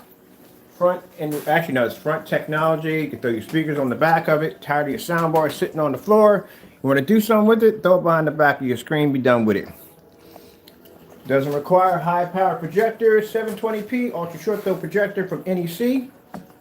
Price tag for that projector on eBay, $179. Yes, I said $179. This is the screen I'm going to be working on next today. So this screen right here, I got to take out that, see right here I told you about, this was a test screen. So keep in mind I didn't bother padding the back of the bar. This is what happens when you don't pad the back of the bar. You get an imprint line in your screen. So easy to get rid of that. So we put on some heavy primer on this because I need to get rid of that imprint right there. And I'm still going to keep my trace right here because this is what I put the contact paper. But when I put my screen on there, I'm going to take the frog tape and trace out just right. It's a little bit covering over. When my screen comes on, it comes over just about there. So we're going to frog tape it so I can just leave a little bit of that edge sticking out. And then we're going to paint that. And then my screen will have a nice trim that will match my desk right here. As for those marks and all that nonsense gone there, I already got my putty downstairs. I got the paint that I used to paint this room. It's called Showstopper. But you get Showstopper, if you notice when you open it up, it's a bright kind of red. How you get rid of that red, you mix a little black in there. And how you don't mix it. What you do is, and I'll show you the trick behind that. Get a tube about that big, around that big, doesn't make a difference, or that big. As long as you can blow air through it. And as you're mixing it up, stirring it, you take it and you blow bubbles in it. And the bubbles kind of brings all the paint up, whatever black paint, and mix it together. So you get these little streams in it of half mixed paint. And you paint that in, and then some of the areas come up a little darker, and some will come a little lighter. There's a nice little color to it. And this is what I wanted for the Japanese tea room. I didn't want bright red, I wanted a certain color, and they didn't have it, so I made it. All right, so we got a couple holes up here. So what we're gonna do is come in, and I'm gonna sand all those down. Then I'm gonna come back in, put a little putty in there, sand that down, and then we'll just go over top of it, and voila, it's gone. Those are my old screws where my soundbar used to be at. I got to take those out and sand all that down. So I'm going to do a little touch-up job today. Why do I have a tea bag on the floor? The tea coming out of it. So this is what I like to do. I like to show off the screen's ambient light projection technology. Usually when people have ultra short throw projectors, they want something that they can set up like a TV. The first thing I hear is, yeah, I want an ultra short throw. I want to sit next to the screen. I want to set up like a TV. That's how I want it. I don't want to spend $180. Wow. I don't want to pay thousands and thousands of dollars for a TV, but I want to set up like a TV. So if you're going to set up like a TV, and I got to ask people this, why does your environment look dark? So I guarantee if you had a TV in there, it wouldn't be that dark. Because if you have a projector in there, it is that dark. So this is what I like about this technology. Got a nice little setup here. And I can have my lights on if I want. You know what I'm about to do, right?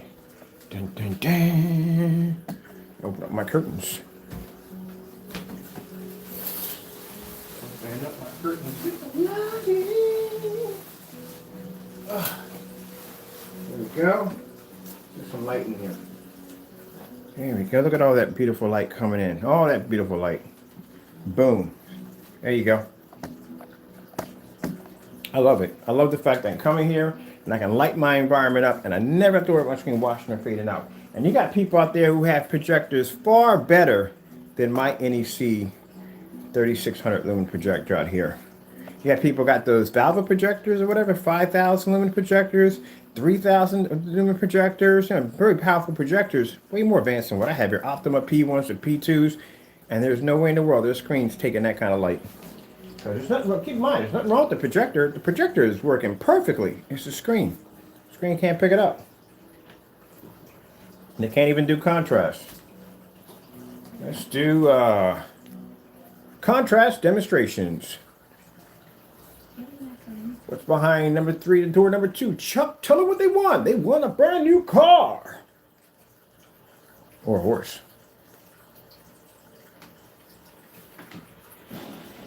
Now pull that demonstration off in a fully lit environment.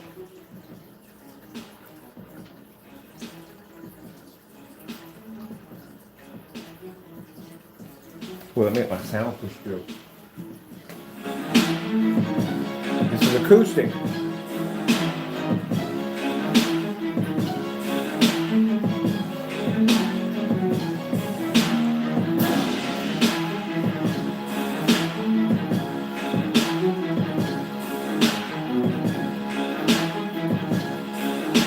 This is why we test this technology outside.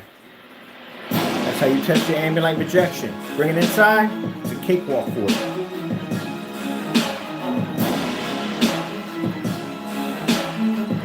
I can look at this, and I can go out here and look out my window.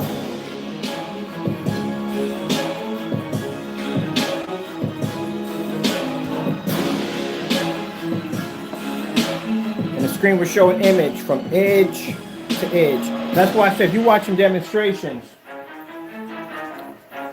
and half of the screen is faded.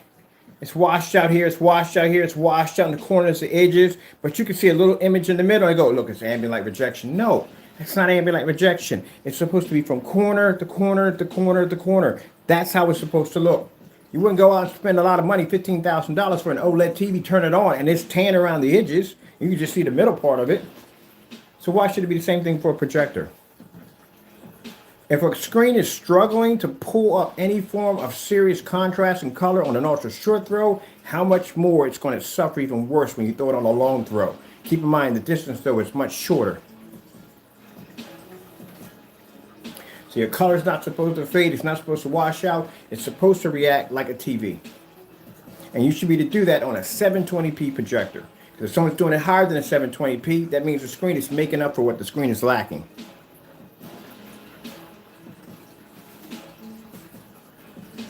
Neighbors like, this man pop locking in the window. Like I dance behind the camera all the time. You're gonna realize that.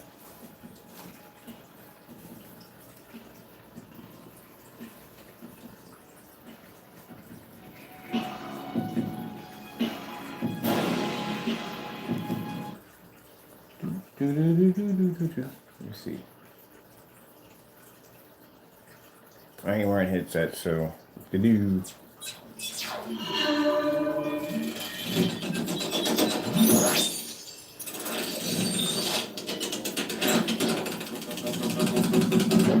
See how clean that sound is coming through that blackout cloth?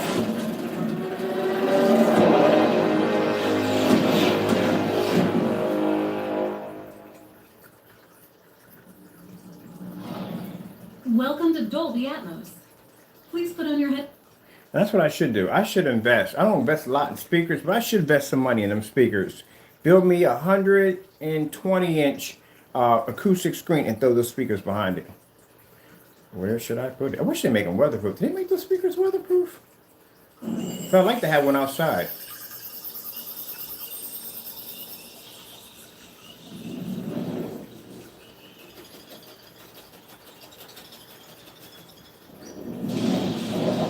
Now, I don't have speakers at all, period.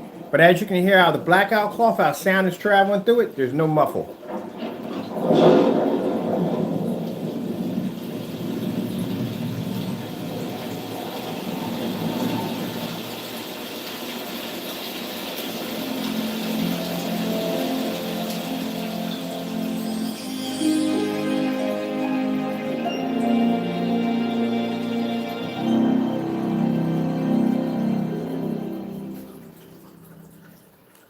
Here.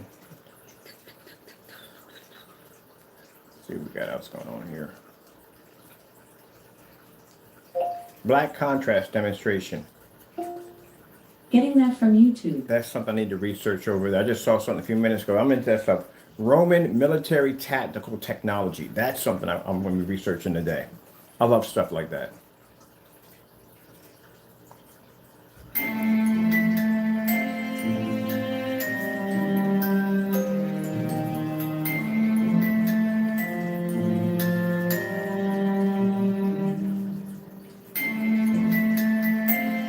white levels are outstanding on 17s. They really are. They're incredible.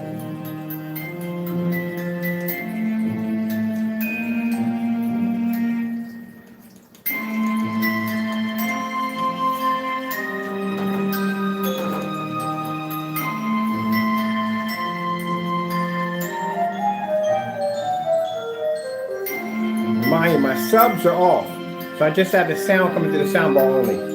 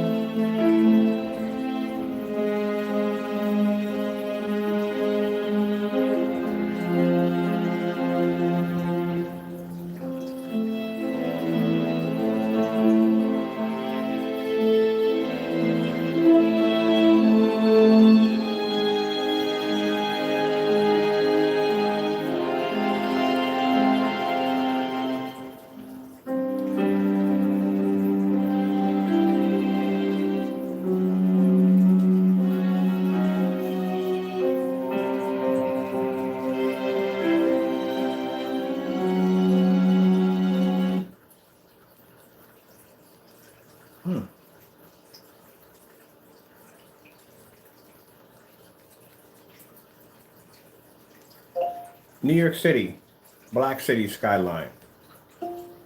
Getting that from YouTube.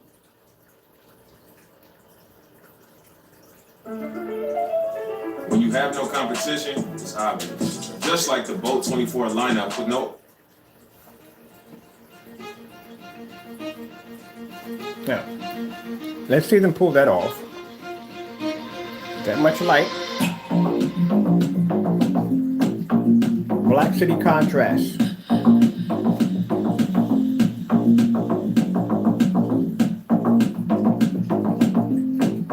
So that means this screen is actually sitting, I say about a good maybe a couple inches away from the wall for the center speaker, right?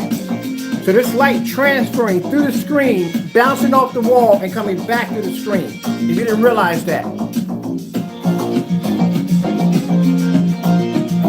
Because light can transfer through the screen. See right here? I'm gonna lean back just a little bit, you can see. I don't know if you can see that, there you go. So the image is transferring through the screen. All that light comes in, hits the screen, hits the wall, sorry about that, bounces right back out through the screen. So the screen is constantly filtering the light through it all the time. 17s have very interesting coding when it comes to their ambient light rejection. That's why it's called advanced ambient light rejection, because it's designed so when light filters through it, the screen actually gets brighter.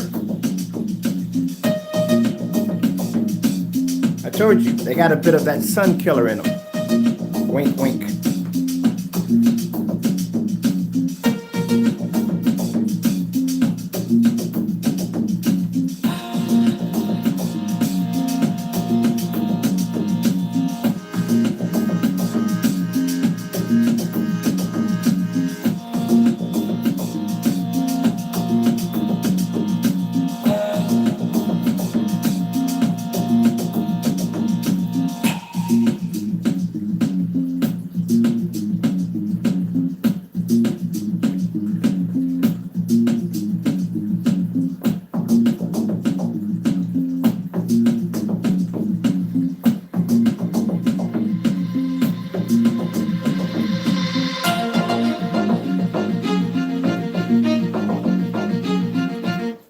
There's a lot of things, like I said, about the 17s that are interesting. Like I said, they're designed so light can push through the screen and come right back out, and that screen will still maintain its color without fading or washing out.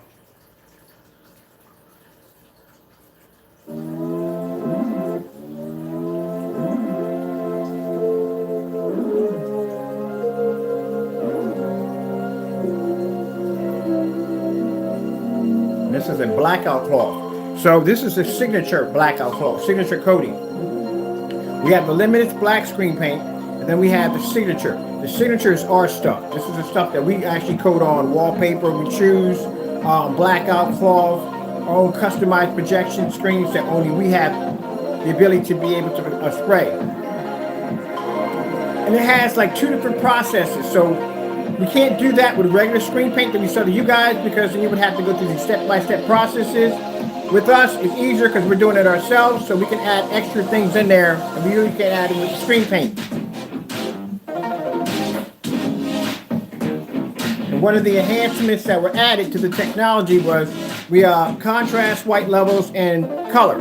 Now, also to keep in mind, as I told you before, that the technology that we're working on for invisible coating, for that mapping technology, for mapping, stuff like that, we wanted something where if we were using the Limitless and somebody say they had a nice Porsche and they're using the Porsche for advertisement, you can't exactly want to spray a Porsche all black.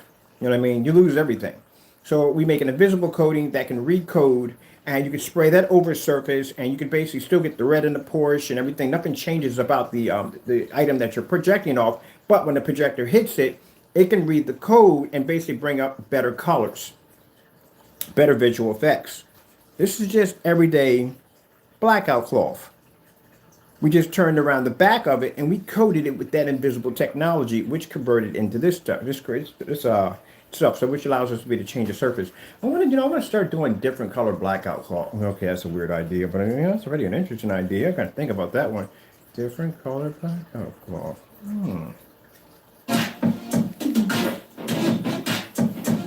This is the reason why I have so many projects. So all these ideas are in my head. God blesses me with amazing ideas. And different color blackout cloth would be freaking sick, wouldn't it?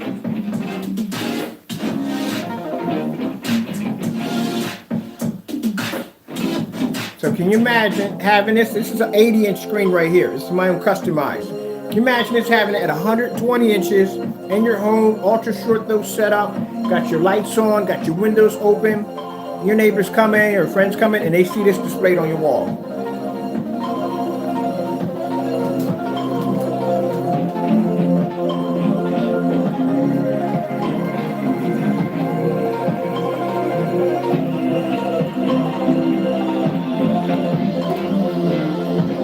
There's the angle gain if you're worrying about. There's the sound bar.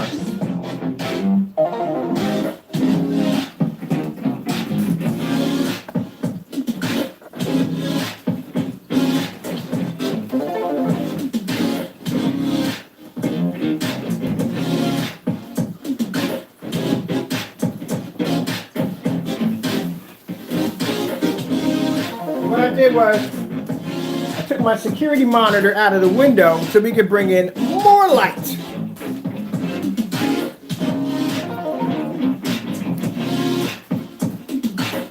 And I observed my windows closely. There's no awnings at the top.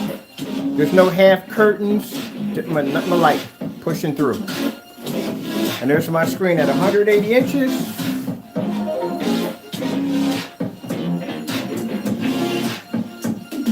Now, like I said, this is an easy demonstration if somebody is doing this with bright, beautiful colors, because that's what they're going to do. When someone tries to mimic one of our demonstrations, the first thing they'll do is they'll put in a whole lot of bright colors. They won't put contrast in there at all, period. That's why we're doing this demonstration with contrast, because we know that they can't follow this.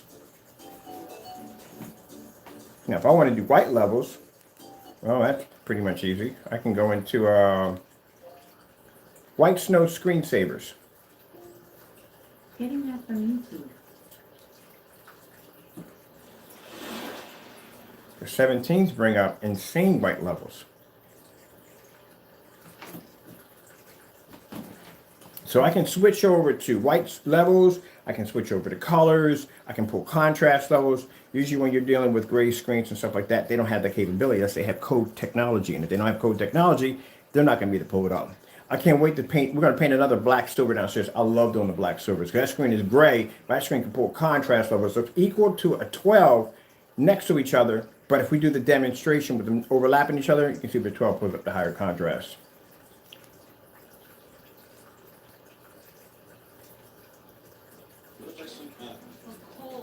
Introducing the new Sleep Number 361 now temperature balancing, so you can sleep better. Yeah. Can it help keep me asleep? Absolutely. It senses your movement, automatically adjusts.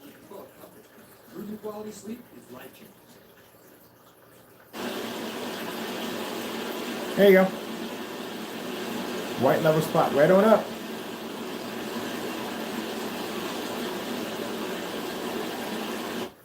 Usually my duties, I just hunt for white levels all day.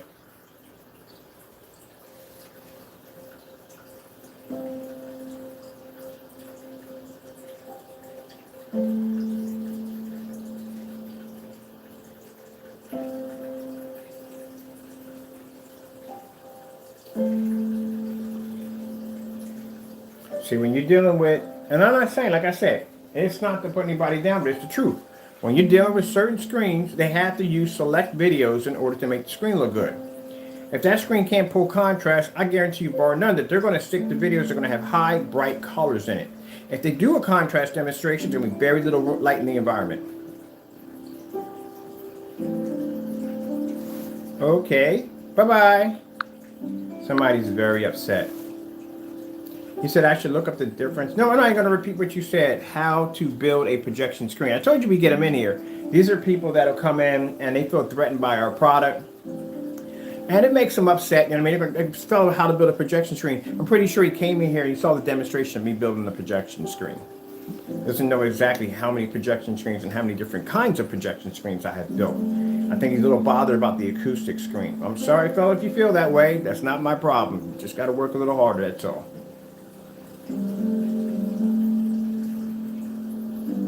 All right, let's go over to, let me see, I'm going to do window display.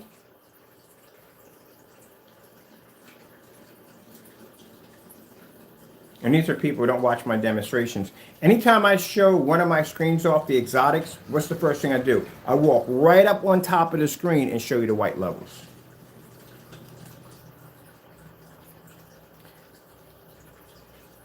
Starfield demonstration. Like I said, not to be rude or disrespectful, but things that I do on in my regular videos are challenges to everybody else. Starfield demonstration, fully lit environment. All my windows are open. There's nothing blocking my windows at all, period. As you can see, plenty of light pushing through in a well-lit environment. And you're looking at a Starfield demonstration. I can turn to the side right here, and you'll see my Starfield demonstration at a 190-degree viewing angle with all that light making contact.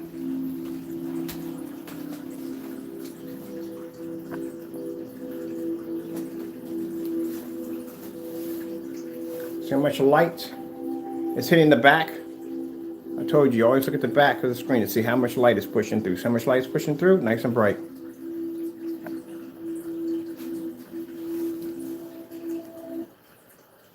Let's go over to even the commercials. Morningstar Farms, America's favorites, made from plants.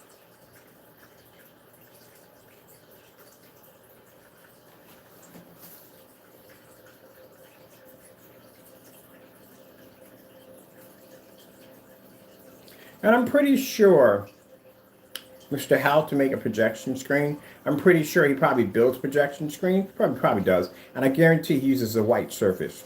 I guarantee you, bar none. Usually most people who build those screens, they will actually finish it with a white surface. And we do know how a white surface reacts. Like I said, I don't know why people still use a white surface. They have been around since the silent era of movies. There is no value in a white screen. Period. Poor contrast, poor color, has to sit in the dark. You're definitely going to be calibrating. That's definitely going to be it right there. Let's go over to, let's do a nice star field demonstration with the clouds, and not the clouds, but the atmosphere of the universe.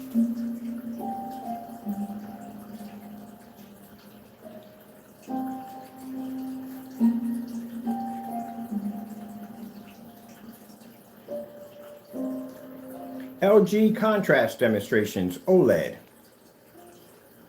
Getting that from YouTube. So let's go look at the OLED demonstrations. They display these on white screens, and I don't know why people do that to begin with, because they were not meant for that. They're meant to be used with screens that can do black, pull black background. Let's do it the, okay, I'm gonna come here and shorten this a bit. and bring it up to, they put abbreviation, I don't know why, a dot with a G dot, I don't know why I did that one. Let's go with just simple OLED demonstrations. Getting that from you See two. how badly they butcher. Oh, they didn't butcher it. Wow. Here we go.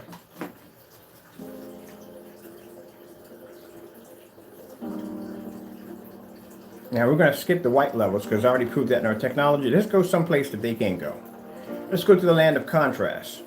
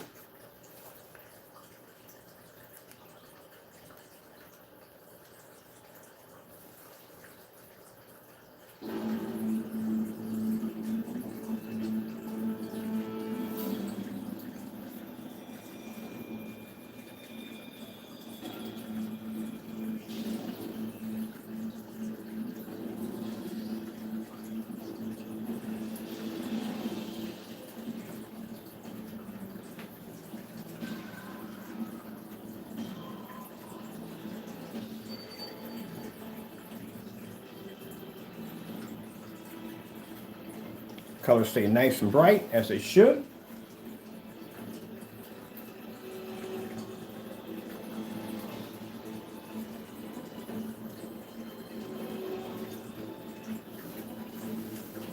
The last thing someone wants to do is be sitting here looking at faded colors. Oh.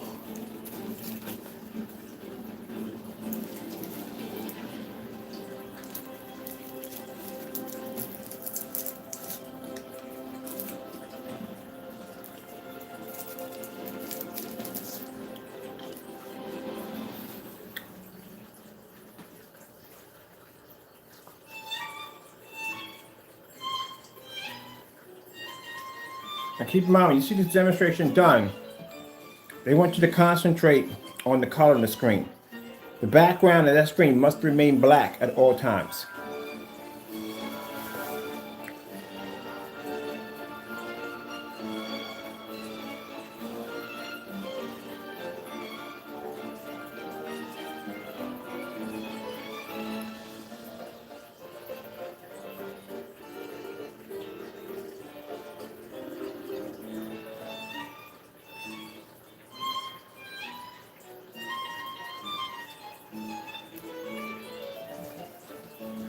But yeah, I get them in here. I get people that get really upset or angry. You know, that doesn't bother me none. Because you make a comment like that, and like I said, I know where my technology comes from. That's just strictly someone just saying something because they think it's going to upset me or hurt me. I got 10 years of this, man. I got very thick skin. It doesn't bother me at all. It just clearly just shows me that you're threatened by the technology. And you shouldn't be threatened by it. You should be inspired by it. Work harder, make something better.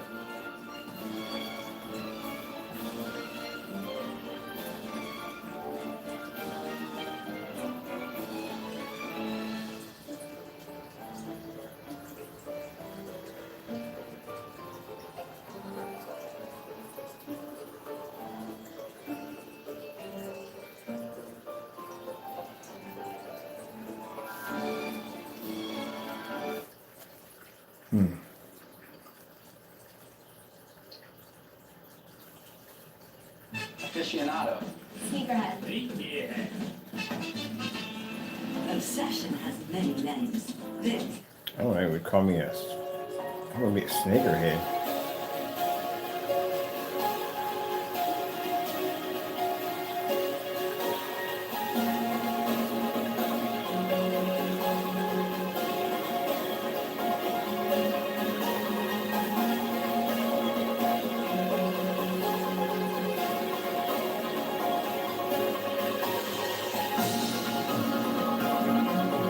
Let me stop this for a minute.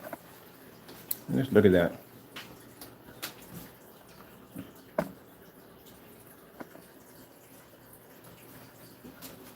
don't want to be too far because we got people that walk along here and literally can see me right now in my window.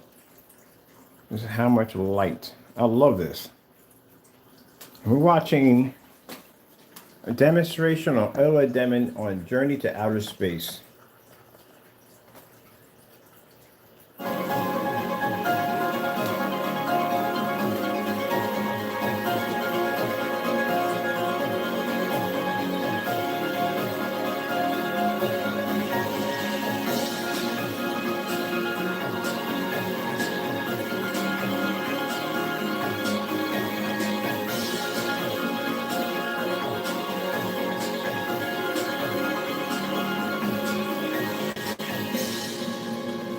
You got companies out there charge you thousands and thousands of dollars, and they can't even come close to this technology. Church, it doesn't have to cost that much, and it doesn't really have to cost that much to do it. It doesn't.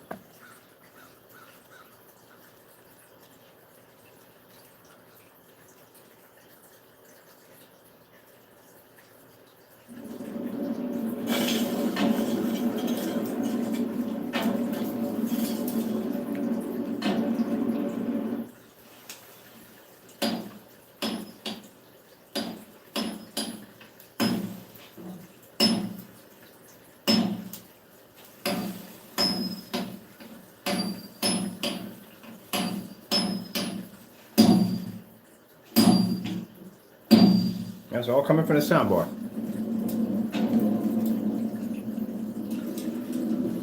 People ask me about the acoustic screens. Is it crystal clear? Yeah, it's very crystal clear.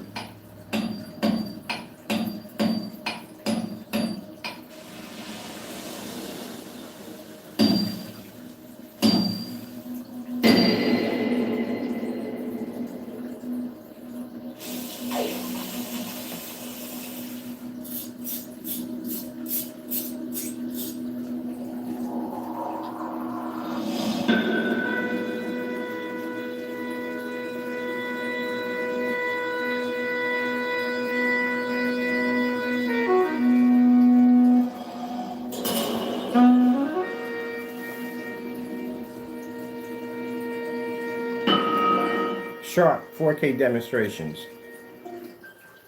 Getting that from YouTube. Way off. Sharp 4K demonstrations. Getting that from YouTube. There we go. How'd we get that one mixed up on that one?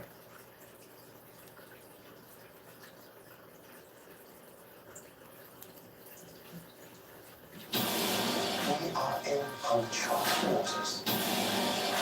This should be very exciting.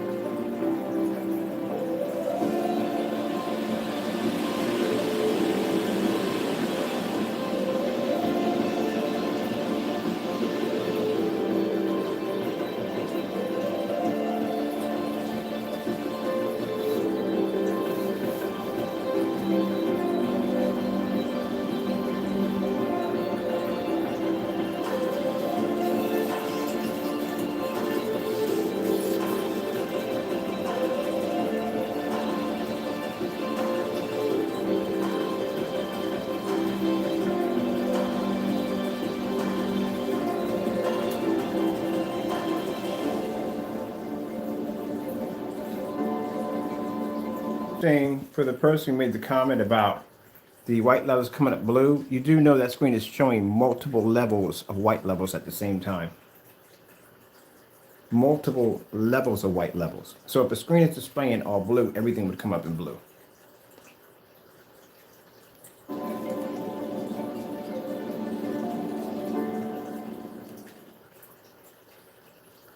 Let's see, let's go over to, let's see, put that one ready. Let's go to, I want to do, and they gave me my wrong, what I asked for. Oh, no, they did give me correctly. Give me correctly. Here we go.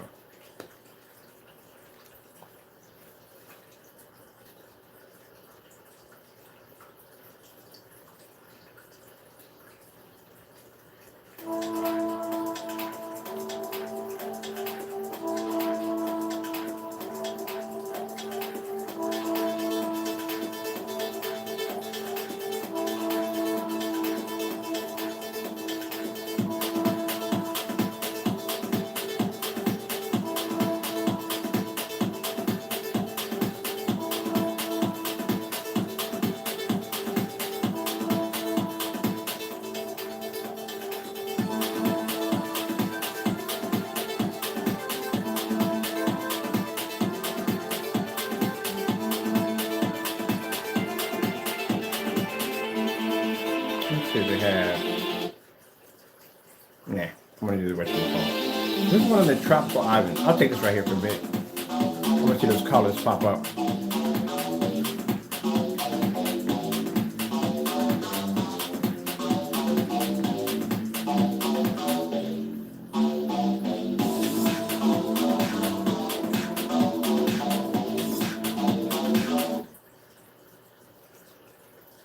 Been there, done that, been there. Ooh, I'll do this one right here.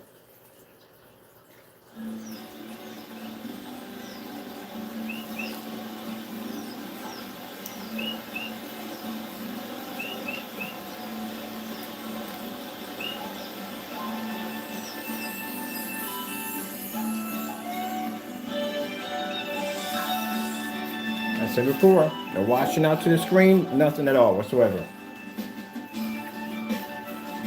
This screen, I think I already did 5 certified screens. Yeah, this one did the 5 certified on 120 inch. So the customer who has the 120 inch version of this screen downstairs, yeah, he's out. He's going to have a treatment of involved with this technology.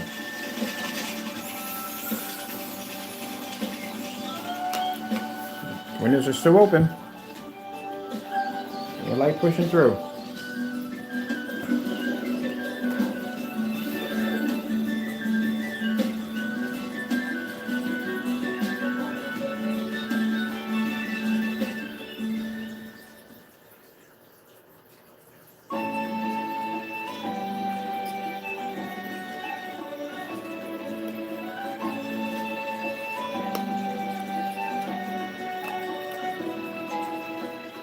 I like the top when people say, can't use a 720p projector. It's too old. It's outdated. Well, my 720p looks like this.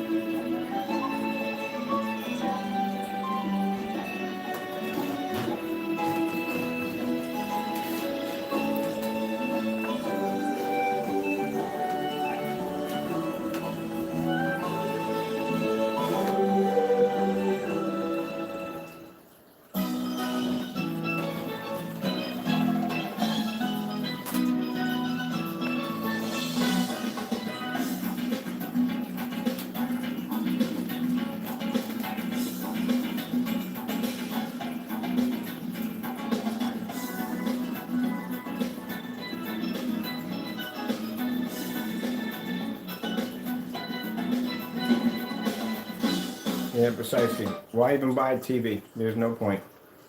This is way cheaper than a TV. And bigger. Let's go over to it. And people say, well, it's not smart. Yes, it is. Now it is. It's got a Fire Stick in it. So it is a smart TV. I can go in there, I can order my groceries from here with my account. I can go get auto books on here. I can do all kinds of stuff on here. Go to Facebook, whole thing. Everything you can do on your TV, I can do it on mine. Mine costs me much less, and my screen can get bigger. Which means I can get probably, my screen downstairs is 126.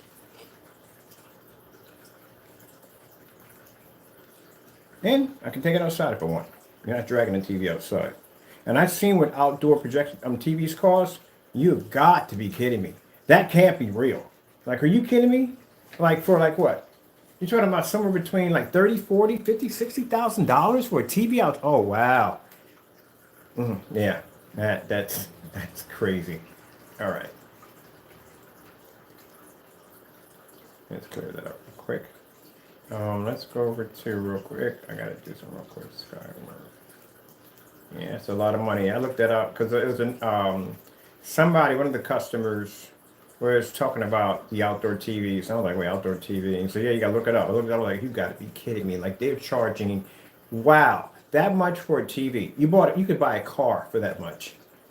You literally just could purchase a second car. No, we're not Xing YouTube. Get out of there. We're not doing that. I'm looking for something else. We need let's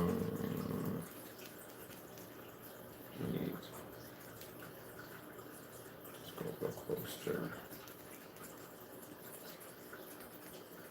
Yeah, that's crazy, man. And God forbid if something happens to it, then you're done.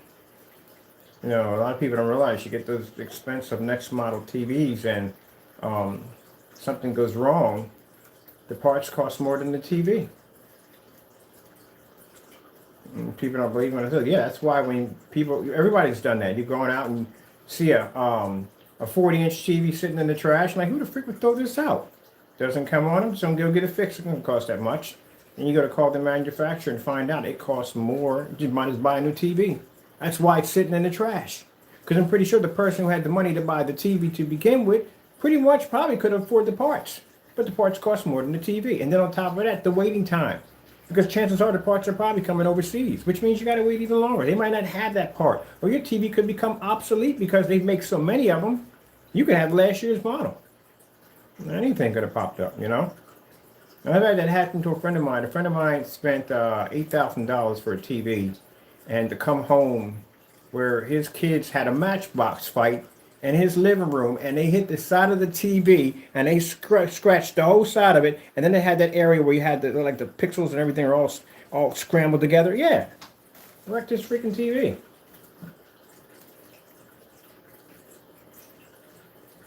And he was all in the store complaining about how much they wanted for the parts for that TV to fix it.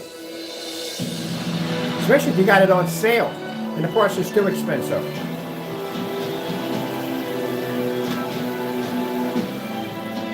That's usually what it is when it comes to technology, lie or not. Honestly, we all know that the item that you could have could be old, right? But the parts could still be expensive. Like the projectors I have in there, Christie's, man. Those projectors, man, you can get those projectors for a pretty good price, but the parts are still freaking expensive. So if I want to replace one of those lenses, say my stand falls in and one of my projectors falls off and hits the ground and cracks that lens. Well, I might have paid $500 for the projector, but that lens will cost me like $7,000, $8,000 to replace. See, parts will still cost you money. It's the same thing with vintage cars. You know what I mean? The parts just cost so much money, and it depends on where you got to get them from. That's why I tell people, be careful by buying imports. I had a friend of mine by the name of Dave. And Dave went out and bought himself a vintage Jaguar. And a friend of mine who's a mechanic told him to wait. Let me go out there with you, and let me inspect the vehicle, and I'll give you my opinion. But Dave didn't want to wait. Dave went out and bought the Jaguar. And that thing cost him more money than what the car was worth. They had to go in it. The brakes started acting up on the car.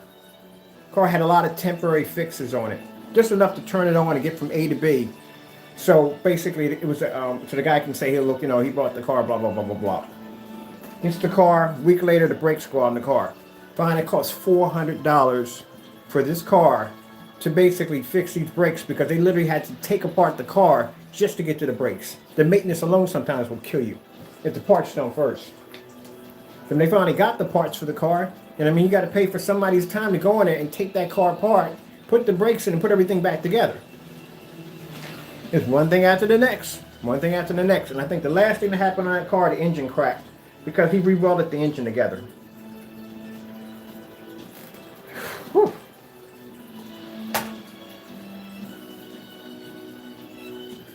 Yep. And I tell people, be careful when you get them. And we all know you get import vehicles. It costs you a lot of money. Wish you go to AutoZone, they'd be like, oh, the brakes for that car could cost you $300. Like, what? Are you serious? Why? It's an import vehicle.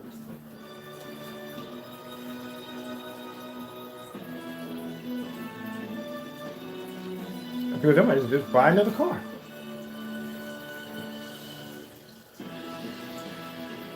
That's why one of them projectors, any one of my Christies, if the lens gets damaged on there or something happens to the projector, I'm not even going to bother even trying to replace it. I'm just going to buy another projector. I come out cheaper that way. Way cheaper than going down that road. And this last one right here. Yeah, a lot of freaking money. That's why I tell people, look, before you buy a projector, I knew what I was getting myself into when I started buying Christie. So I already knew already from the door it was going to be expensive to change out the parts for them. I know it already from the door. I love the projectors. But that's why I tell people, before you see a projector like that, like Christie, Barco, Ronco, one of them projectors up there like that, make sure you go in and check and see how much the lamps are going to cost you, how much your filter is going to cost you, stuff like that, or even the lens, if you happen to get a crack or your lens cracks. See how much that'll cost you first. Then you know exactly what you're getting yourself into. Now, like I said, there was a fellow who was selling a Barco. He had a Barco projector for $250. That is freaking unheard of. You see what Barco's cost. I showed you that on eBay. They're very expensive machines. I'm like, $250, that's not bad. But it didn't have a lens on it. No lens was there, so the guy took the lens out. So I'm thinking, how bad could the lens be? I go and check the lens, $3,000-$4,000.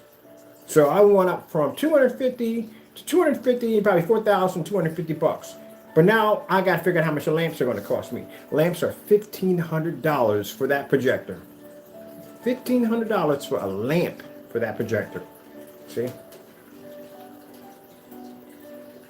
So that's why you got to check it out first. You see a projector, nice big venue projector, find out how much the parts are going to cost you first before you buy it.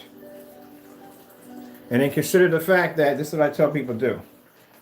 When you buy a venue projector, mind you, shipping this thing back is going to be insanely expensive. It is not going to be shipped by United States Postal Service. It is going by freight.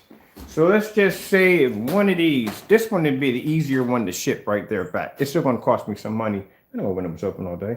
It's an easier one to ship. These down here, these are all Christie projectors, easier to ship. This one on the other hand, and that one right there, that one actually came inside of that case right there. That's a road case. Came inside that case. So consider the fact that if I didn't do my research correctly, I buy this thing. It has no lens attached to it. I buy it. I get it for the starting bid for these things for like $1,600. I got mine for like around $500. So I pay $500 for the unit. Doesn't have a lens in front of it. I go get the lens, a standard lens. Standard lens cost me $2,000. That's $2,500 I just spent just now. Just to put the lens on it cost me $2,000.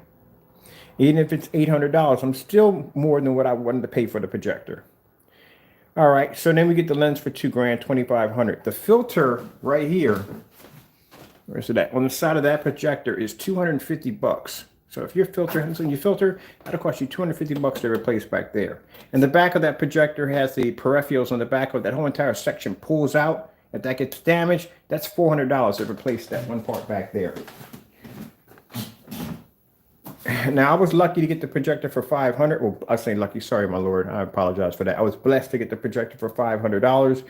The starting point for these projectors, when they bid them off, are $1,600. They can run anywhere on Amazon for $4,600. No lens will come with it. Usually when you get a professional projector, the lens doesn't come with it. Only time you get a lens with it is if a previous owner has a lens on it and they sell it with the lens. Usually they would charge you more money due to the fact because of the lens. Or some of the merchants will rip the lens out, take it out completely, sell it someplace else and get their money off like $2 or $3 of it and sell the system without the lens because this is how they come. No lens at all. So lens is optional because you have the choice of changing your lenses. Now I got a short throw zoom lens. You can put an ultra short throw lens in here. I can change my lenses out at will, but keep in mind they get it costly. It can run anywhere from a lens. You can pay somewhere between 8, 9, 10 $19,000, $20,000, $30,000 for a lens. They get kind of crazy. They get very expensive. So keep in mind, if I buy this, say something goes wrong with it, say I didn't do my research correctly and it comes back and there's problems with it, or, you know, I find out I got to pay for a new lens. Do you have any idea how much money it's going to cost me to ship this thing back? I got to send it by freight.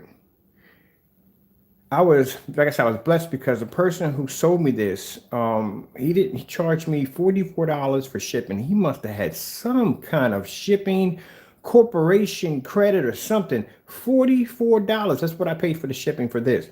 This one right here cost me $180. And some are worse than that. You'll get some projectors, you'll see for $300 shipping cost to ship it in. Usually when you get the CRTs, the CRT projectors that have the big blue and the green and the red, those big ones, those are when they cost you about $300, $400, $500 to have it shipped in by freight because they're huge. They're massive projectors. Or sometimes, most of the time, you'll run into a merchant and say pick up only because, you know, they're just not going to basically deal with the whole shipping nonsense at all, period. They just want you to come pick it up. That's all. But yeah.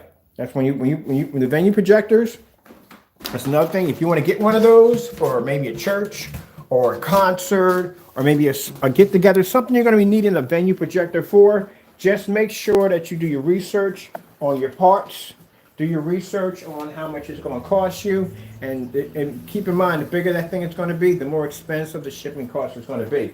And say basically you win your dispute through PayPal. Well, a lot of people don't realize this, but PayPal does not require for the merchant to pay for the not the merchant, it doesn't pay for the buyer to pay for the return. Yeah. Read your PayPal policy. eBay does. eBay requires for the merchant to pay for the returns payments, but not on PayPal. They don't do that. PayPal requires you to put to ship it back. So you know what that's going to cost you. So keep in mind, if you file a dispute through PayPal, say the item doesn't work, you file a dispute through PayPal, PayPal says, okay, you win the dispute, no problem, but you can't get your money until we get a tracking number showing that that item landed where it needed to land. So until you send it back, you don't get your money. Now, say this person lives in California and you live in Philadelphia. Do you have any idea what that's going to cost you? Because keep in mind, there's no flat rate in freight shipping. It goes by zone. So depending if you're a zone 1 or a zone 2, you can be in a zone 1 and spend $20 to ship it back, or you can be a lone 7 and turn around and pay $400 to ship it back. Depends on where you land at. So there you go. Yep. Because they're going to go by the weight and the size. Now, mind you, the weight and the size of the box, the dimension of your boxes, right? How big of a box do you think you're going to need to put that projector in? There you go. It's going to cost you a lot of money. You'll probably end up paying, if you paid like around, if you paid around $1,400 for it, and your shipping cost you $300, that ain't much you're gonna be missing out of your payload. You're gonna lose some money there. Say you paid about $800 for it, and the shipping cost is gonna cost you $300. You ain't gotta think about that.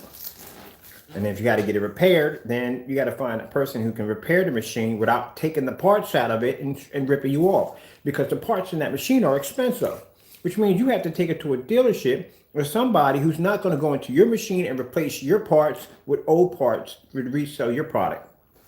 There you go. That's what you go through when you have those projectors. Now, if this machine broke right here, you know, the first thing I would do, say if this breaks, right? Don't work anymore. The first thing I'm doing is I'm taking my lens off and I'm selling it. My lens is worth 12 grand. That's a $12,000 lens. I'll probably sell it off for maybe around 8, a little cheaper than what it is. Find out how many people, how much they're selling it for. I'll sell mine for like maybe about a couple grand short.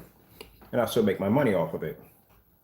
But like I said, the guy who sold me this has a company. He has a bunch of these projectors right here, different ones of projectors. I just happened to get this one right here. But if you're buying this from an everyday Joe, someone who has this, they're sitting around in their house or whatever, they're going to take this out. They're going to take this completely out. They're going to put it on the market. It's going to make their 8 grand or 5 grand off of it. And they're going to sell this on eBay for maybe $500 or $600 or $700 because everybody knows that when you buy one of these projectors, they don't come with a lens. All right. Well, that's basically about it for me.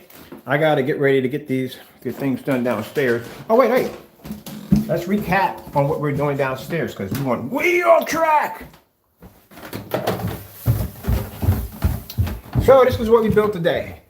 We built our rear projection screen right there using some scraps of old frame that I had upstairs from my old setup in my office. This is actually the surface that we used is, I put a link where I got the surface from, but basically it's just the table covers that you put for you protect your dining room tables. You don't want them to get damaged. That's pretty much what it is. You can get them for a good size because tables are pretty good sizes. Or you can get it on a roll. They do have it on a roll, so you can also get. Just staple it around the frame. When we come back in, this is part one. We're gonna come in, spray it down. Be done, let it dry, and watch the movies through it. All right? All right. All right, with that being said, I have to get ready to get these. I make boxes right now because we have orders that are going out for on Saturday. So tracking numbers will be issued tomorrow, and then orders will go out on Saturday. Keep in mind, if you do place an order, we do have plenty of containers left over. If you're interested in the screen paint, we have plenty of containers left over. You just have to get that order in before, let me see, you have to get it in before Friday, because Saturday is the ship out date. All right. With that being said, thank you for your time. I have to go, and God bless. And that's pretty much it. All right, gotta go.